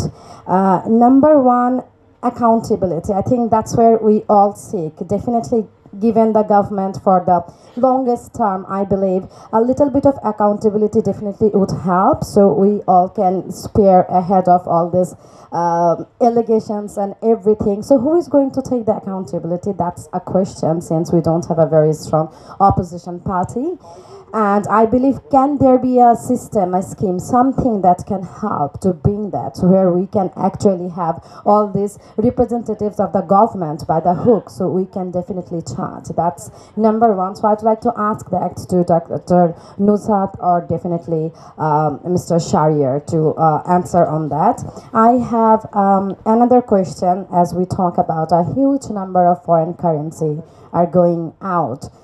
And why you think so? A country like Swiss, even the Swiss government is here, who are supporting and preaching the democracy. Why do you think they allow all these billions of black foreign currency to be reserved for their own country? So maybe that's where you can work. If you can't really bring the money back, do a offshore account maybe in Bangladesh, so you can all keep the money there. I think we definitely need another way to actually sort these issues. And number two, I love India. I really love India. I think we all can learn a lot from our neighboring country. For example, in India, if you have to really sell something, they want to manufacture it there. Why can't we also imply that same strategy? So if you want to sell any product of any foreign countries, take Bangladesh market, but let's create some job. Let's do that. At the same time, Dr. Imtiaz has mentioned how all the elite's children, they prefer abroad for education. So why you think is that? Who broke our education system? Why not we have enough budget? And again, from India, our loving friend, why can't we learn how to actually progress and make our education system truly worth it so we all can actually vie for? Because the youth of our country, which is supposed to be the biggest strength for Bangladesh, I don't think they are in align with, sometimes, I think they are not aligned with the policy or the national interest. I think they should even be taught what geopolitics is. For example, very recently I'm coming from International Human Rights Conference. I was one of the closing speaker. And I question, though it was supported by Qatar government and United Nations itself, that United Nations comes and speak democracy. Of course, we love that. But what about the democracy within United Nations? Why they are autocratic? Why do they get to decide, these 5 countries, the future of rest of the countries? We are crying for Palestine, but then again, only you 5 countries can vote. So the youth needs to actually ask a question like that. When America supports our democracy, we love that because the opposition parties and everyone, we're really looking forward the support of the Western power more than the people of its own country. Why is that also, I ask? Because very recently the Pakistani's election, which was actually certified by America, quite competitive. Okay. I think that didn't happen. So that yeah. would be also the question. And the very last question I'd like to ask is about so many foreign people works in Bangladesh and they do earn in USD dollar. At the same time, for tourism, they go abroad along with many millions of Bangladeshis. So why can't we also have a very good ecosystem, take inspiration from Malaysia or Dubai, so we can also have our own hub? So as a young person, these are my easy remarks. So I'd like to have both of the party to answer. Thank you so much, Mr. Zafar. Thank you. Okay, thank you, Alicia. All good questions, and I'm sure our panel will get to them. I think Professor Manan. Can you hear me? Thank you very much. I would like to thank Dhaka Tribune and Royal Norwegian Embassy for hosting this wonderful session on setting the agenda, what will the next 5 years bring.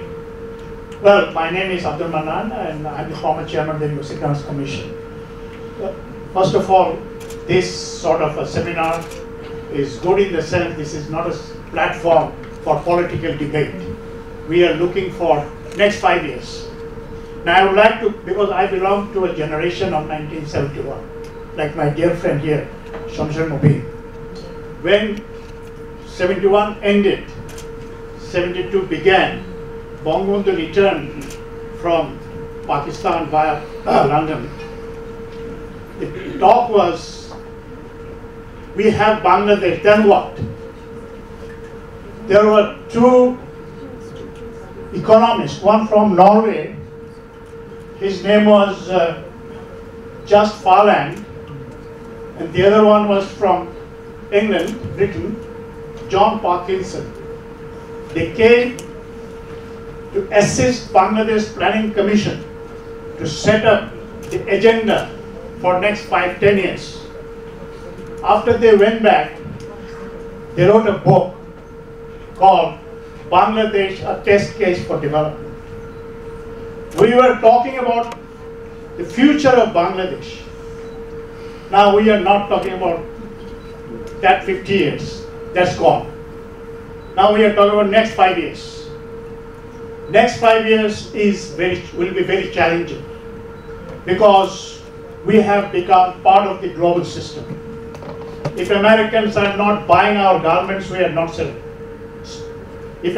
I was in US in last 1 year twice. I've seen the cost of living go up. The normal price of everyday necessities go up. So when you spend your earning for your everyday necessities, there is no reason why you will buy a second garment or second shirt or a second pant. That is absolutely simple economics. That is happening in Europe. So economy is something that we need to fix. There is no shortcut how economy will be fixed, because we live in a global system. We live in a system where the domino theory works. I don't know how many of us know domino theory. This is interlinked economy. So we need to fix the economy. Now, before I come to that, I did not take more than a minute. People think that we cannot vote. I voted in every election. I voted in every election. Maybe some did not vote because they opted not to vote. That's okay with them. That's their choice, not a problem. That's not my problem. The thing is that economy needs to be fixed. How do you do that? Everybody say corruption. There is no single, point for corruption in this country or anywhere else. Corruption is eating away approximately 2% of our GDP. In a very simple economics. So corruption has to be stopped. Good governance is something that the current government has promised in the 11-point Ishtihar or the election pledge. That has to be there. And finally, my dear young friend here, Dr. Manisha, right? Dr. Manisha. I come from Chittagong. I need to speak a little bit of the tunnel, because I had been to that tunnel, under the tunnel once only. That tunnel is not a showpiece. It is an addition, it is a supplement to the national economic development. On the other side of the river, there is approximately huge area, more than 100 plots for special economic zone. You are talking about two bridges. One is the Kalurghat railway bridge that was built in 1930s, not fit for traffic of trucks. The other bridge not fit for trucks. So today, when the other side of the river is bustling with economic activity, you need to transport the goods on the other side and off to Dhaka.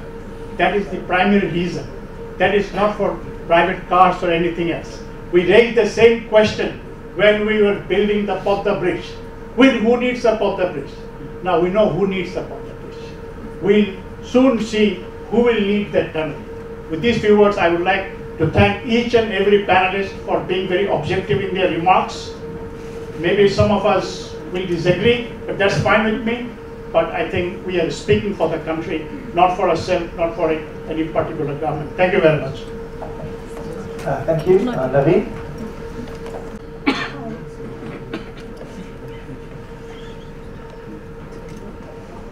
Thank you for this wonderful discussion here.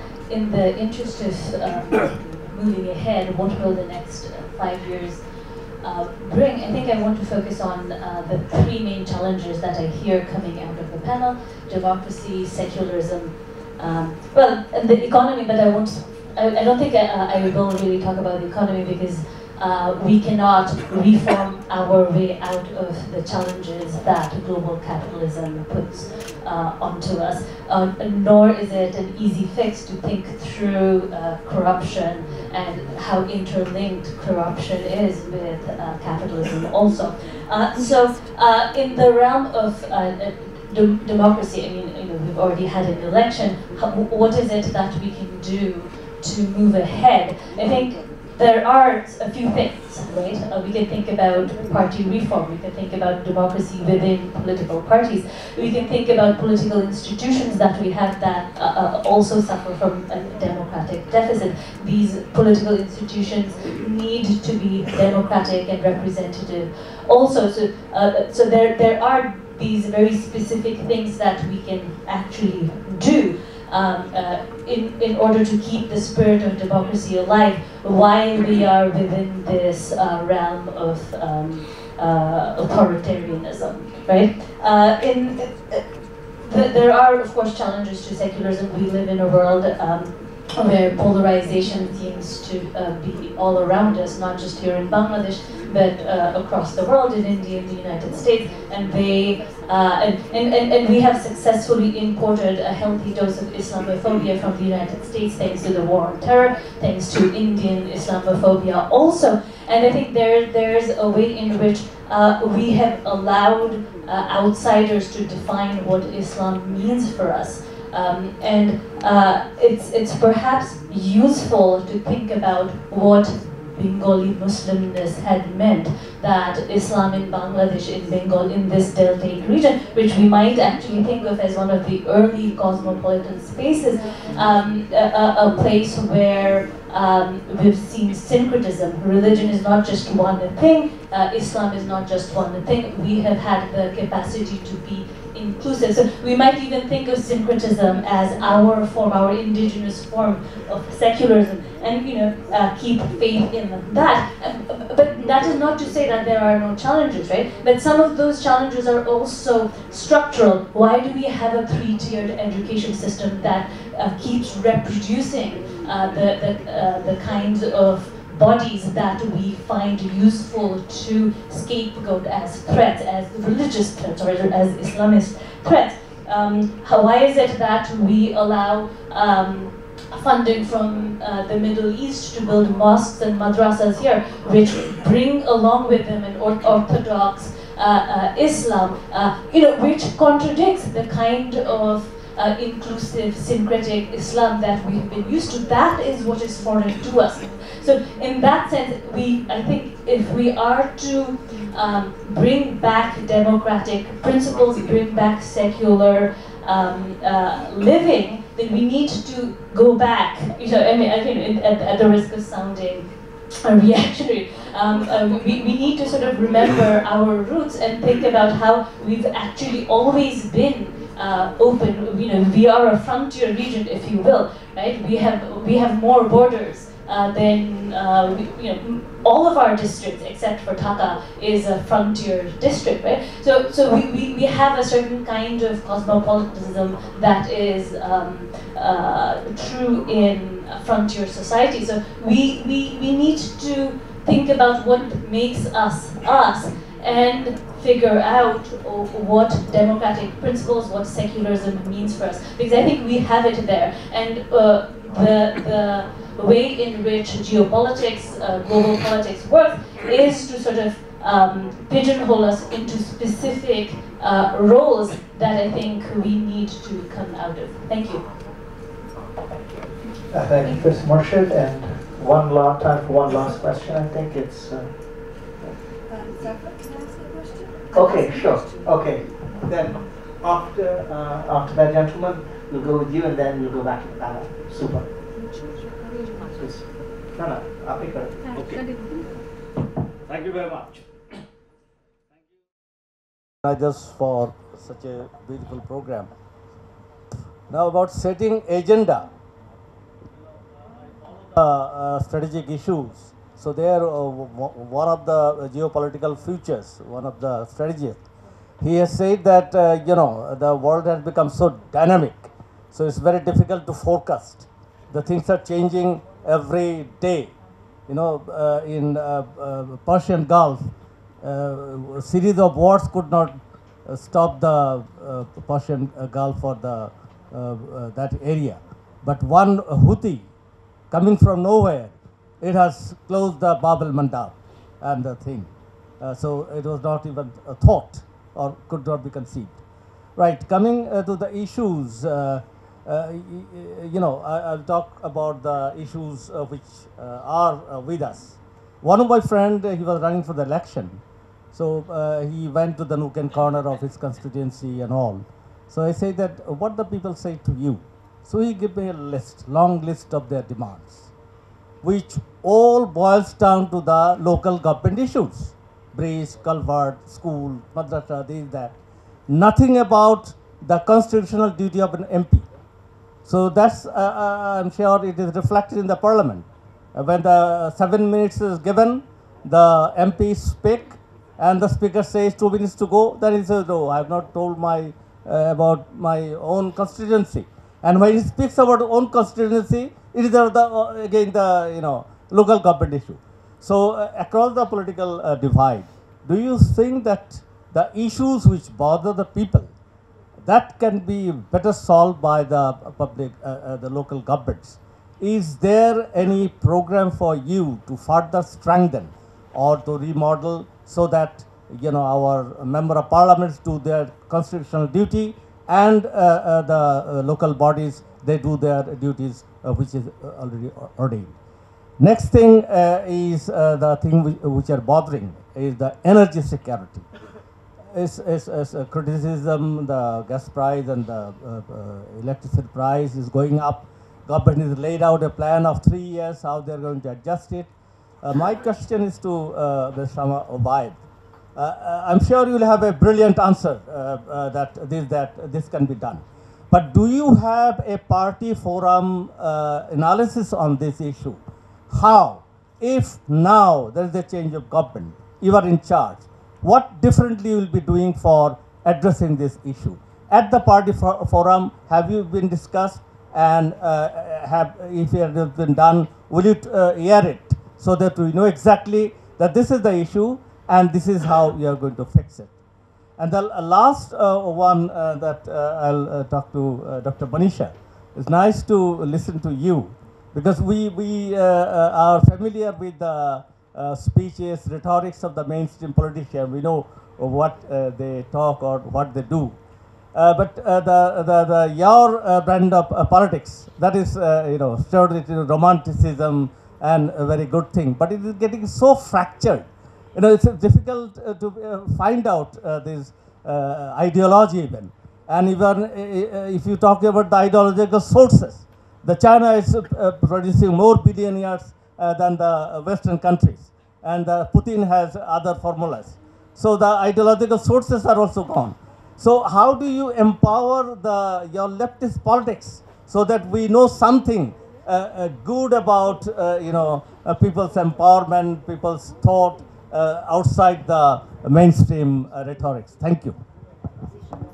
Okay, Shaimanappa, very quickly I'll give you the last question. If you promise it's a question. Well, the question that I want to ask this wonderful panel is, can you, the five of you, agree on an agenda for the next 5 years? You, the five people, my friend Imtiaz, our young Nusat doctor, young politician Shahriar Alam, you Shama, and our very bright young Labour leader. Can the five of you sit together and agree on a common agenda? Because if you, I think that's what needs to happen, and happen from now on for the next 5 years. So if you can agree on, maybe there's hope. Maybe we can come up with a common agenda. That was my question. Okay, that's interesting and provocative question posed. Now I'm going to bring it back to the panel. A lot of questions actually have directly been asked, some directly to the panelists and some to the panel as a whole. I will leave it to the individual panelists to address which ones they would like to. And again, if you could keep it as short as possible, because we are running out of time rather quickly. But Sharon, why don't we start with you, okay? Thank you. It was a very lively contribution from the audience. They're all working hard for a decent lunch that you have promised. But I'm not too sure how to react, but I am deeply saddened by the fact that we have amongst us new or so-called new generation politician who believes that Ayub Khan contributed towards the employment of Bengalis. That's sad. That's very sad. I don't want to give anyone history lesson, but there are enough materials available.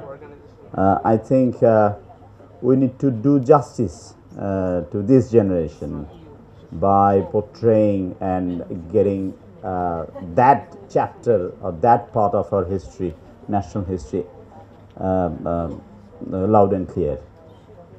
There are a few questions and opinions that those were posed, but I don't have the appetite to answer.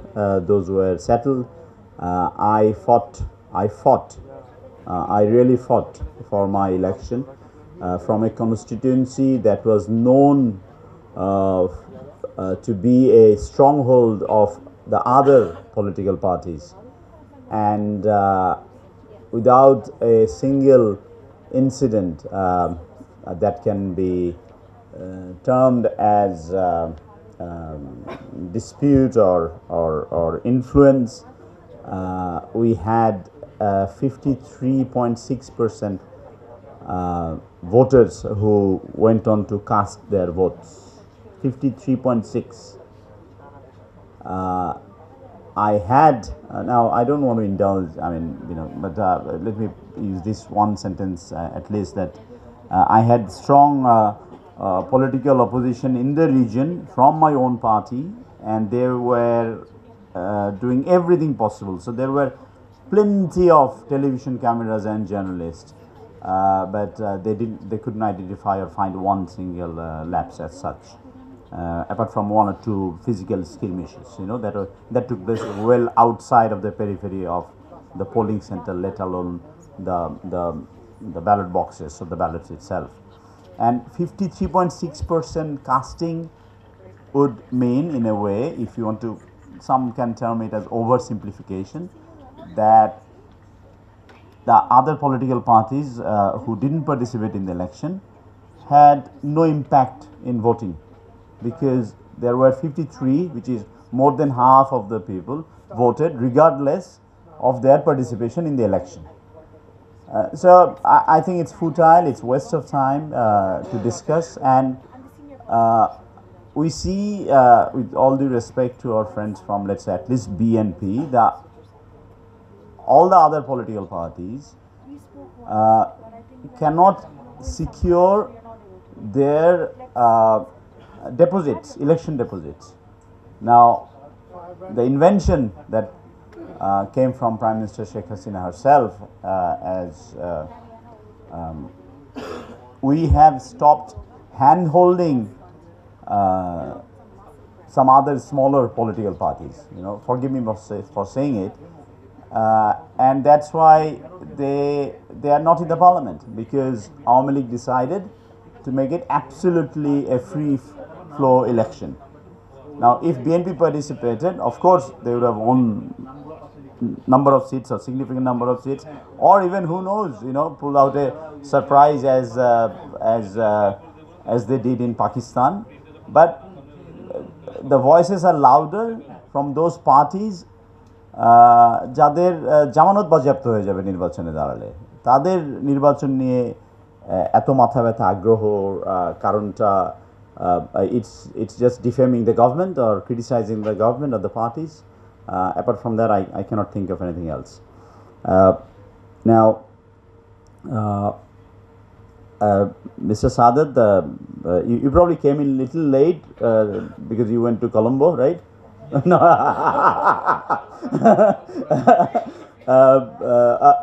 I briefly touched upon it's impossible to ignore you, while you're coming in. So, anyways, joking apart, we talked about cooperation or act that we need to do in next 5 years. So it is in our agenda, and I must admit, we have all suffered. Our kids have suffered, developed asthma, breathing difficulties. I represent a rural constituency. At least 300 to 400 people will be coming to see me every morning, and 80% of them are suffering from heart and kidney and lung ailment. And Dhaka is worse. We did decided way back in 2000, I think 17 or 18. You're probably aware of this. It's very important. I'm taking a little bit of time on this subject alone. That we will do away with the traditional brick kilns, burning muds and producing bricks, over a period of 5 years, by forcing contractor to use 20% or replacing 20% traditional bricks with concrete blocks. Now you have probably heard, or the new minister, because we couldn't implement because of the COVID and the subsequent economic crisis that everyone got into. The raw material prices went up, and then if you start implementing such element of an affair of do away with one part of production line and set up a new one and all that, it was going to add a few more bucks. So we renewed that, and by 2028, they said that the ministry said, government is saying that we will do away with traditional brick manufacturing. Obviously, EVs, do away with 5 years and older reconditioned vehicles.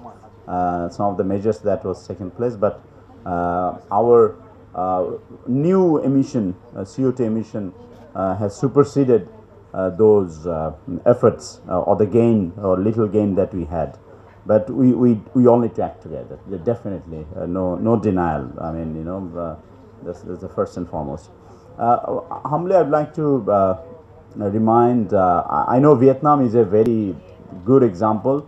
I even told my colleagues, and I will be comparing Bangladesh with Vietnam, especially in the areas that we couldn't match. Vietnam comes with the highest number of bilateral FTAs in the world, outside the EU blocks. But they have a single party democracy.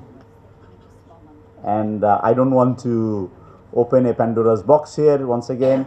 So the government was blessed with all the domestic. I mean, look at our session alone.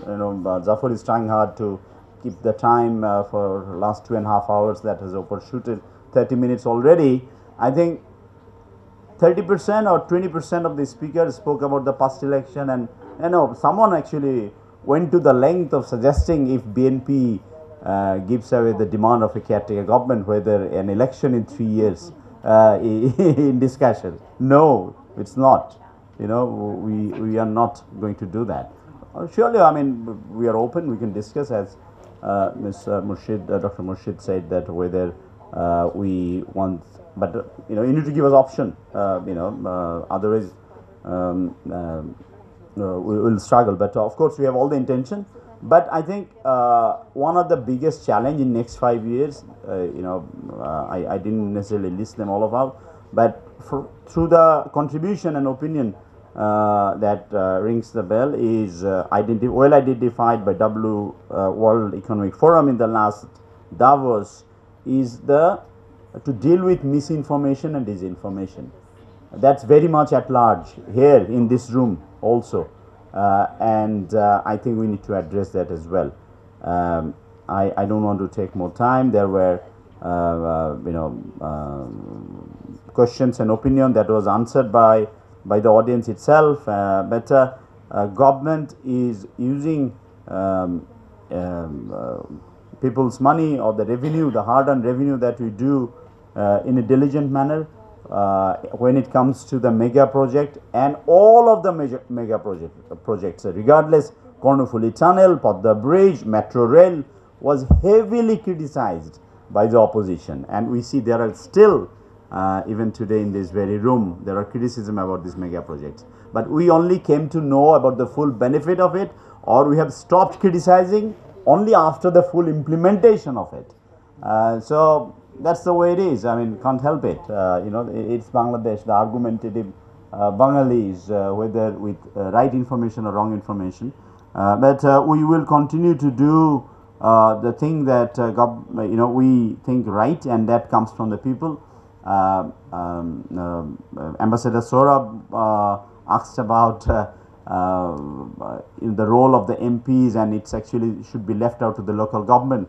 But no politician will ever dare to say that. I will not do it, knowingly that is wrong, because if I go and tell my constituents that I cannot build this mosque, I cannot build these schools, I cannot give you footballs or boundary walls or football pitches or cricket pitches, they will not vote for me, because they think that's parts and parcel. That's the job of a member of parliament. That's the perception, and it's probably the lack of knowledge and lack of presence of practice in parliamentary democracy. And it's in numbers it's 12th parliament, but in truly effective term it's probably 4th or 5th parliament, and that too after non-participation in the election by a couple of other political parties. But journey must continue. Show must go on, and hopefully it will be a show that freedom fighters dreamt of, laid down 3 million lives and 300,000 our women were violated, and I think the determination and the enthusiasm is there. There will be disruption, and we have learned the trade, we have learned the trick in last 15 years at least, and it's led by none other than the daughter of the father of the nation, Sheikh Hasina. Thank you. Thank you very much, Shair Bhai. Shama, if I come to you now, a couple of the questions were specifically addressed to you about youth, about energy, about participation. And one of the questions which I think is very interesting is brought by Shayan Khan. We said, what would a political settlement look like? So those are things you can address in your closing statement, or anything else you feel free to right now. Thank you, Zafar. I would try to be very brief. I know people are getting bored and hungry. Basically, it hurts me personally because my father was also a freedom fighter and fought for this country. So it hurts me when Bangladesh Nationalist Party is targeted as a political party who doesn't support 1971, because we have enough freedom fighters in the party that I know of personally have fought for the country. Fundamentalism has been brought up. Fundamentalism rises when there is lack of democratic space. That is a very standard phenomena. So it is the tendency of political parties or the ruling party to tag a particular person or particular political party as a fundamental person or a terrorist because he or she is criticizing the government or government policies. We have to get away from that tendency.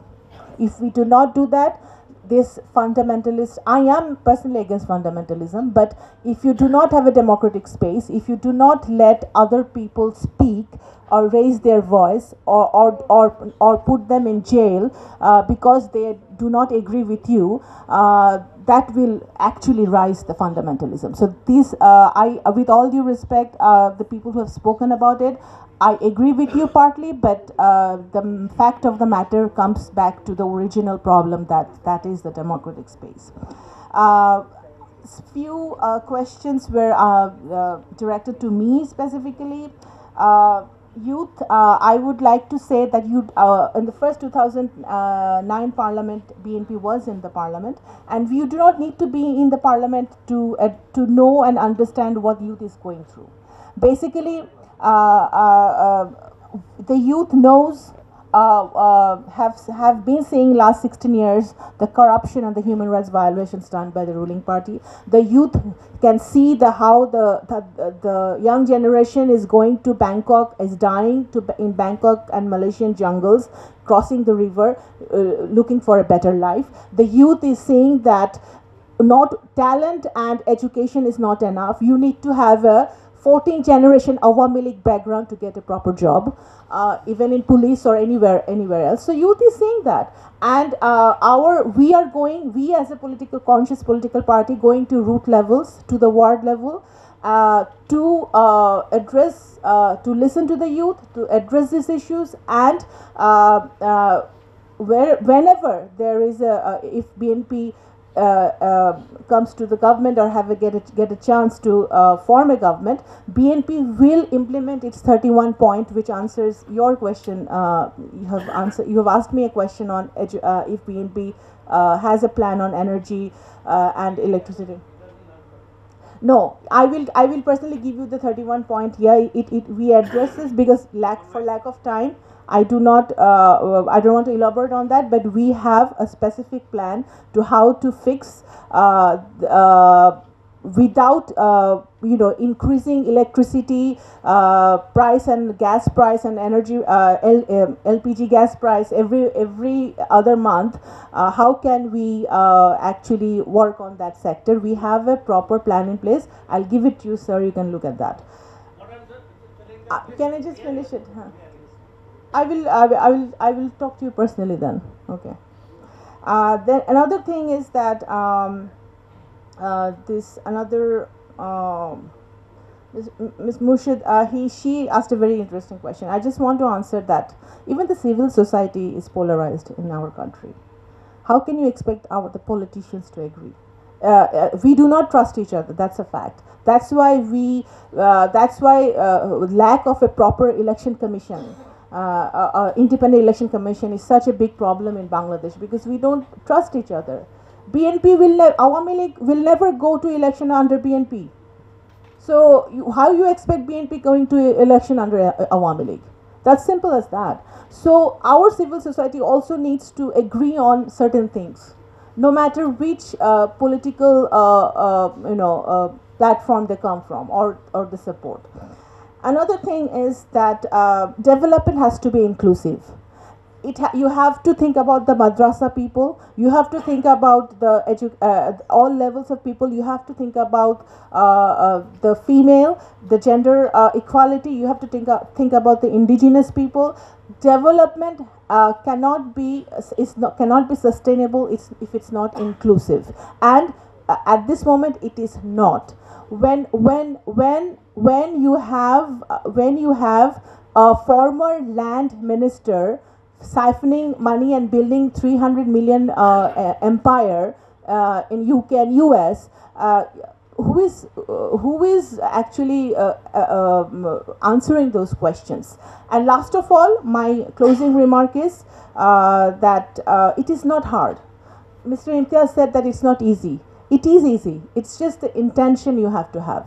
Whoever is in government has to one fine morning wake up and say that all my institutions have to be transparent, have to have good governance, have to be away from any political interference.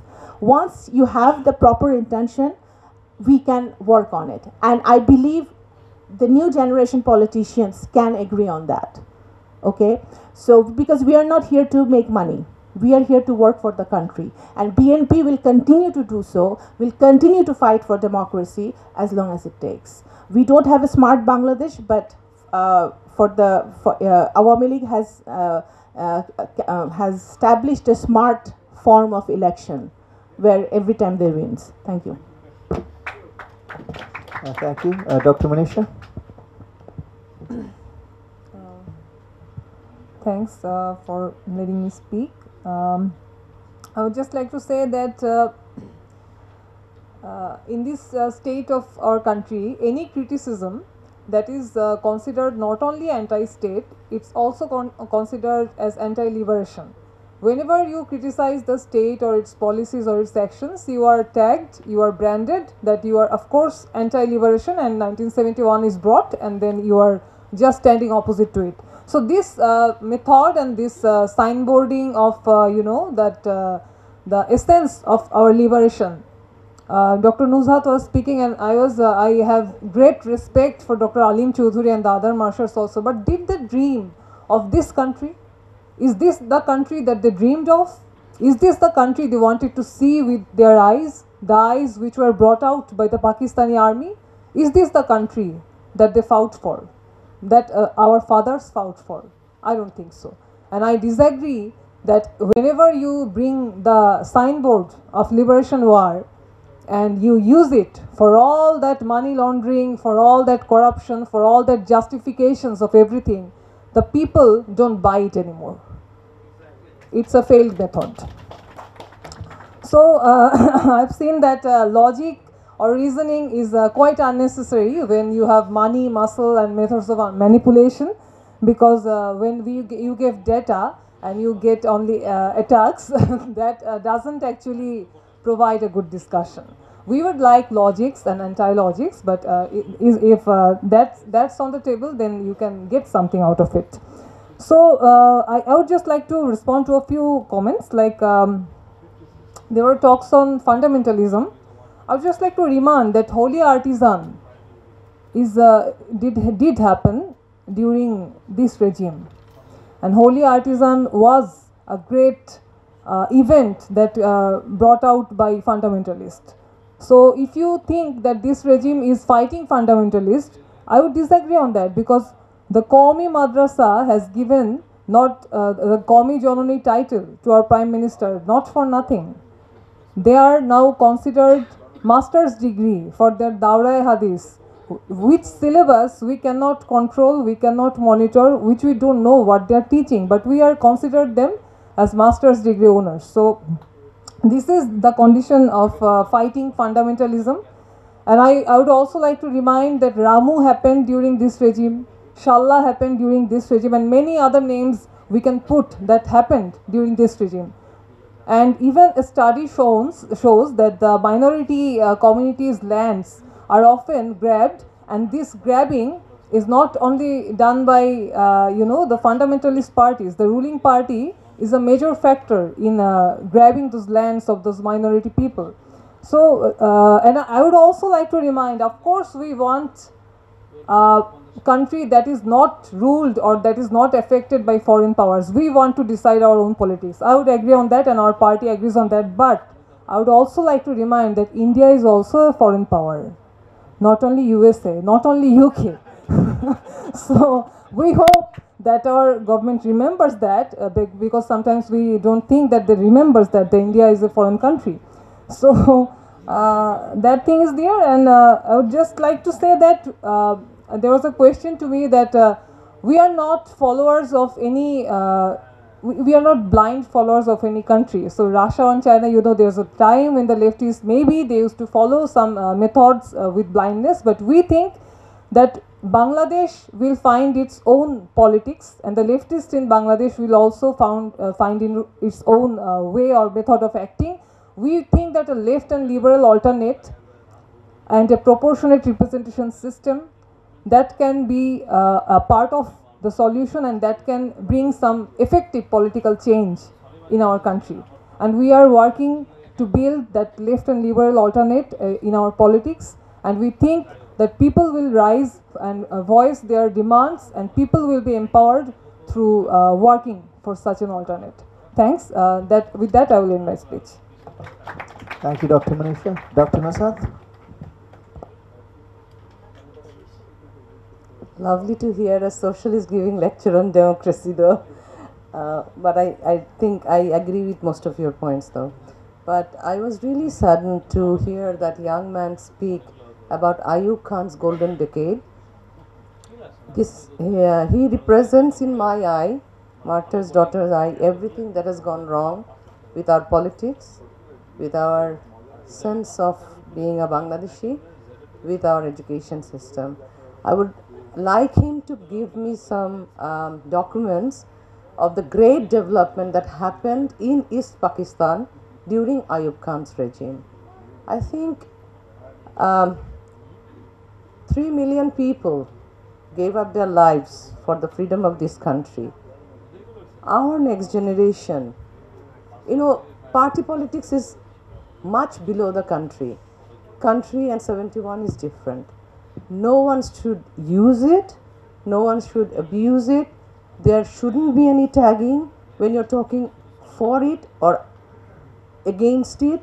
It is above everyone's petty politics, and it is for, all of us should own it. It is everybody's identity. We are Bangladeshi because we fought for it. So I think we should respect the history when we give speech, even in small forums like this. And I don't think we should misrepresent history in such way.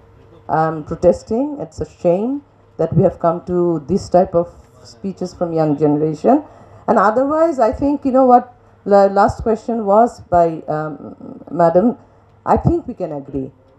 We have all agreed, na? We have agreed that we need to fix economy. We agreed that there is corruption. We agreed that we need good governance and more accountability, giving more space to all sorts of political voices, except for those that are against your country, like in 71, the criminals of 71. So I think, why not? We can agree.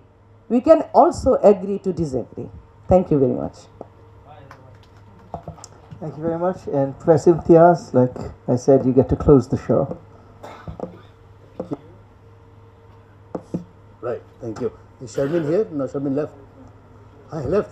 She left. No, প্রশ্ন করে চলে গেলে কেমন করে হবে? Anyway, no, I thought the question is interesting, but it's possible. There's no reason why we can't publish a book with Zafar can be the editor, and we can all write a chapter, and it can be a very good book on this issue. Even MP Shari Alam can also put in his so there can be a book. So there's no reason why we can't work together. Yeah, but let's talk about a couple two or things. You see, politics is not a cricket game. It's not a football match. I sometimes marvel at this. That everybody has to be there. Politics, you just have to read, Kautilya's Arthashastra, Machiavelli's Prince, and Lenin's What is to be Done. These three books are good enough for you all to understand what is politics. Politics, you will have an agenda, and in order to fulfill the agenda, you need to do whatever it has to be done. Simple as that. It's not a football match that you need everybody to be come and on board and everybody has to be there. Everybody, that's not what politics is all about. I'm sorry. For that you have cricket match, football match, civil society, university, that's fine. Or Dhaka Tribune, this particular discussion. But this is not politics. It's, you have to get into power, you have to attain power, you have to preserve the power, and you have to fulfill the agenda for which you are committed. That's what politics is all about. So sometimes I don't understand where this idea comes from. It was never there even in the West. Never. Their political agenda, look at their political agenda. Look at First World War and Second World War and you will understand how many people were killed. In Second World War, 66 million people died in 6 years. That means every year 11 million people were killed. And then you have Hiroshima and Nagasaki. So fulfilling an agenda is what that is important. And how do you do that? Now I think somebody was mentioning that fundamentalism fundamental takes place when democratic space lacks. I'm sorry. Fundamentalism is taking place because of democracy, because of electoral democracy. Look at what has happened in India. When BJP, Narendra Modi came to power for the first time, he got only 33% of popular votes, but got 2/3 majority. Second time, when he got to win, he got it up to 39%, got 2/3 majority. He doesn't have 50%. You see, way back, Mahatma Gandhi had an interesting line to say. He said, I'm against, that democracy is a heartless doctrine. I'm quoting Mahatma Gandhi. Democracy is a heartless doctrine because what it means is that 51% can impose its will on 49% and I'm against it. That was Mahatma Gandhi. Now you don't need 51%. You can have 33% and get 2/3 majority. You can 36%, you can get 2/3 majority. That's the point. So the fundamentalism is coming precisely because of democracy or electoral democracy. Don't forget, Hitler and Mussolini all were elected. You have to do something more. That is the point. Are we into that or not? Now, what is the politics of political parties? If a party, joins an alliance with a party which does not agree on 71, does not see genocide, then it's a problem. It's a serious problem. And looks at 15th August totally differently, it's a serious problem. One has to agree. Simple as that. And on the top of that, 21st August, I don't know whether some of you are familiar or not, The whole state missionaries were involved. Look at the files of 21st August. That was a tectonic shift, I said, in Bangladesh politics. If there was ever a tectonic shift, well, 71 definitely one, but 21st August. The whole state missionaries got involved. How is it possible? So my point here is, take politics seriously if you are into politics. It's not a football game, it's not a cricket game. For other things you can do, you can work on other things and happily talk to friends, and that's precisely what it is. But if you want to do politics, it has to be with an agenda and to see where it is going, and you have to remain in power. Power is central in politics. So, as one or two things that I flagged, and I will keep on flagging again. The issue is representation. That the politics that I am carrying, do people care for it or not? Now I'll just say 2 or 3 words and then I'll stop. Way back in 2008, we did a survey in whole of South Asia. The book came out from OUP. You can have it. You can have a look. The state of democracy in South Asia. 5 countries were surveyed: Pakistan, India, Bangladesh, Nepal, and Sri Lanka. I was leading the Bangladesh team. Now, in that survey, a question was asked: what is democracy? 44% in whole of South Asia said food, clothing, shelter. Election came around 19% in whole of South Asia. In Bangladesh, 54% said food, clothing, shelter is what democracy is all about, and election 11%. So keep in mind why, Sri Lanka always had good elections. They never had unfair elections, no rigged elections. But why did then people march into the presidential bedroom? Why did the masses take over the streets of Colombo? Mainly because of food, clothing, and shelter. So this idea of democracy has to be reinvented, rethought. Unfortunately, it has been hijacked by the United States, by the Western democracies. It is hijacked. How can you have a democracy when you are committing genocide? How can you possibly think that you can meet someone talking about Bangladesh's human rights, Bangladesh's democracy, a country which is now currently committing genocide? How is it possible? I marvel at this. How is it possible? It's almost like you were, talking with A.R. Khan in 71 on democracy after 25th March. You have to tell them. Otherwise, the airman who, you have seen how he committed suicide. Look at this person, an incumbent Air Force officer who died. You're doing injustice to that man.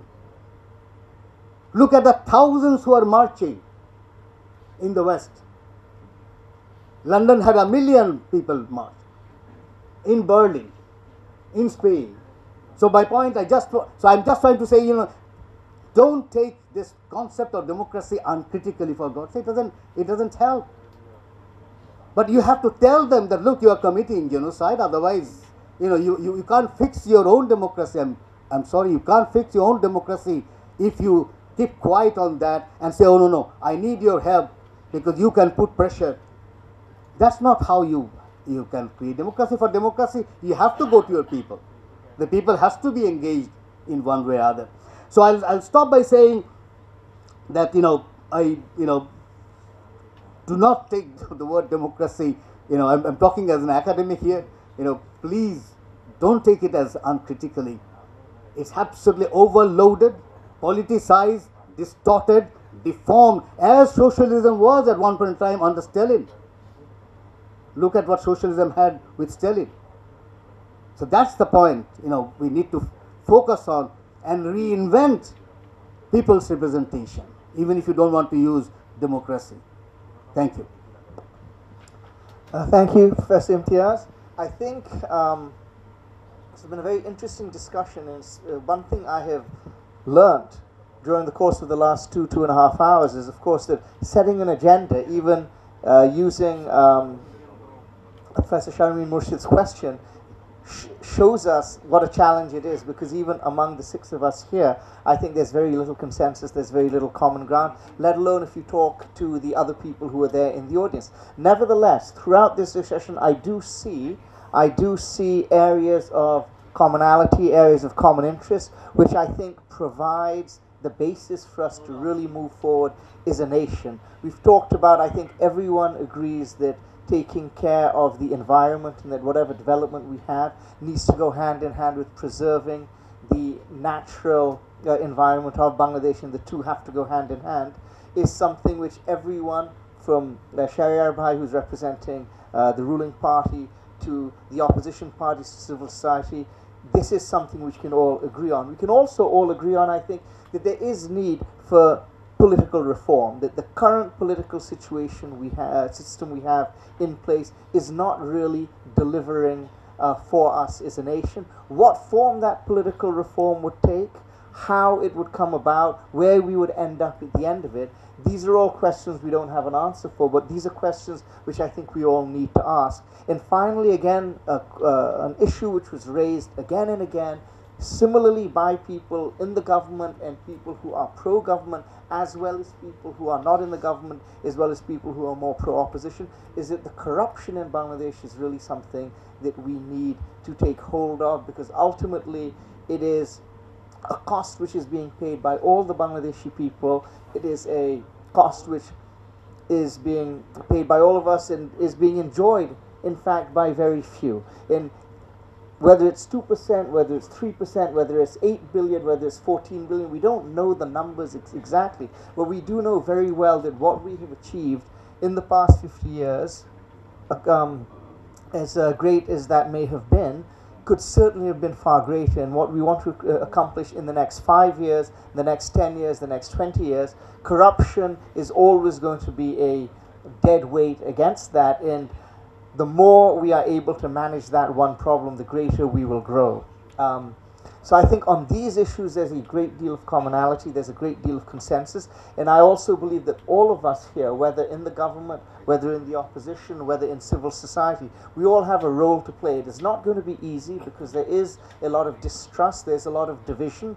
Nevertheless, I think what all of us have in common is we have we all believe in Bangladesh, we all believe in the future of Bangladesh, and we all committed to building a better future for Bangladesh than we have had in the past. So on that note, thank you all for your participation. Thank you specifically all the panelists. You've been wonderful with your time, with your energy, with your insights and your ideas. And now I think let me welcome all of you to join us for lunch.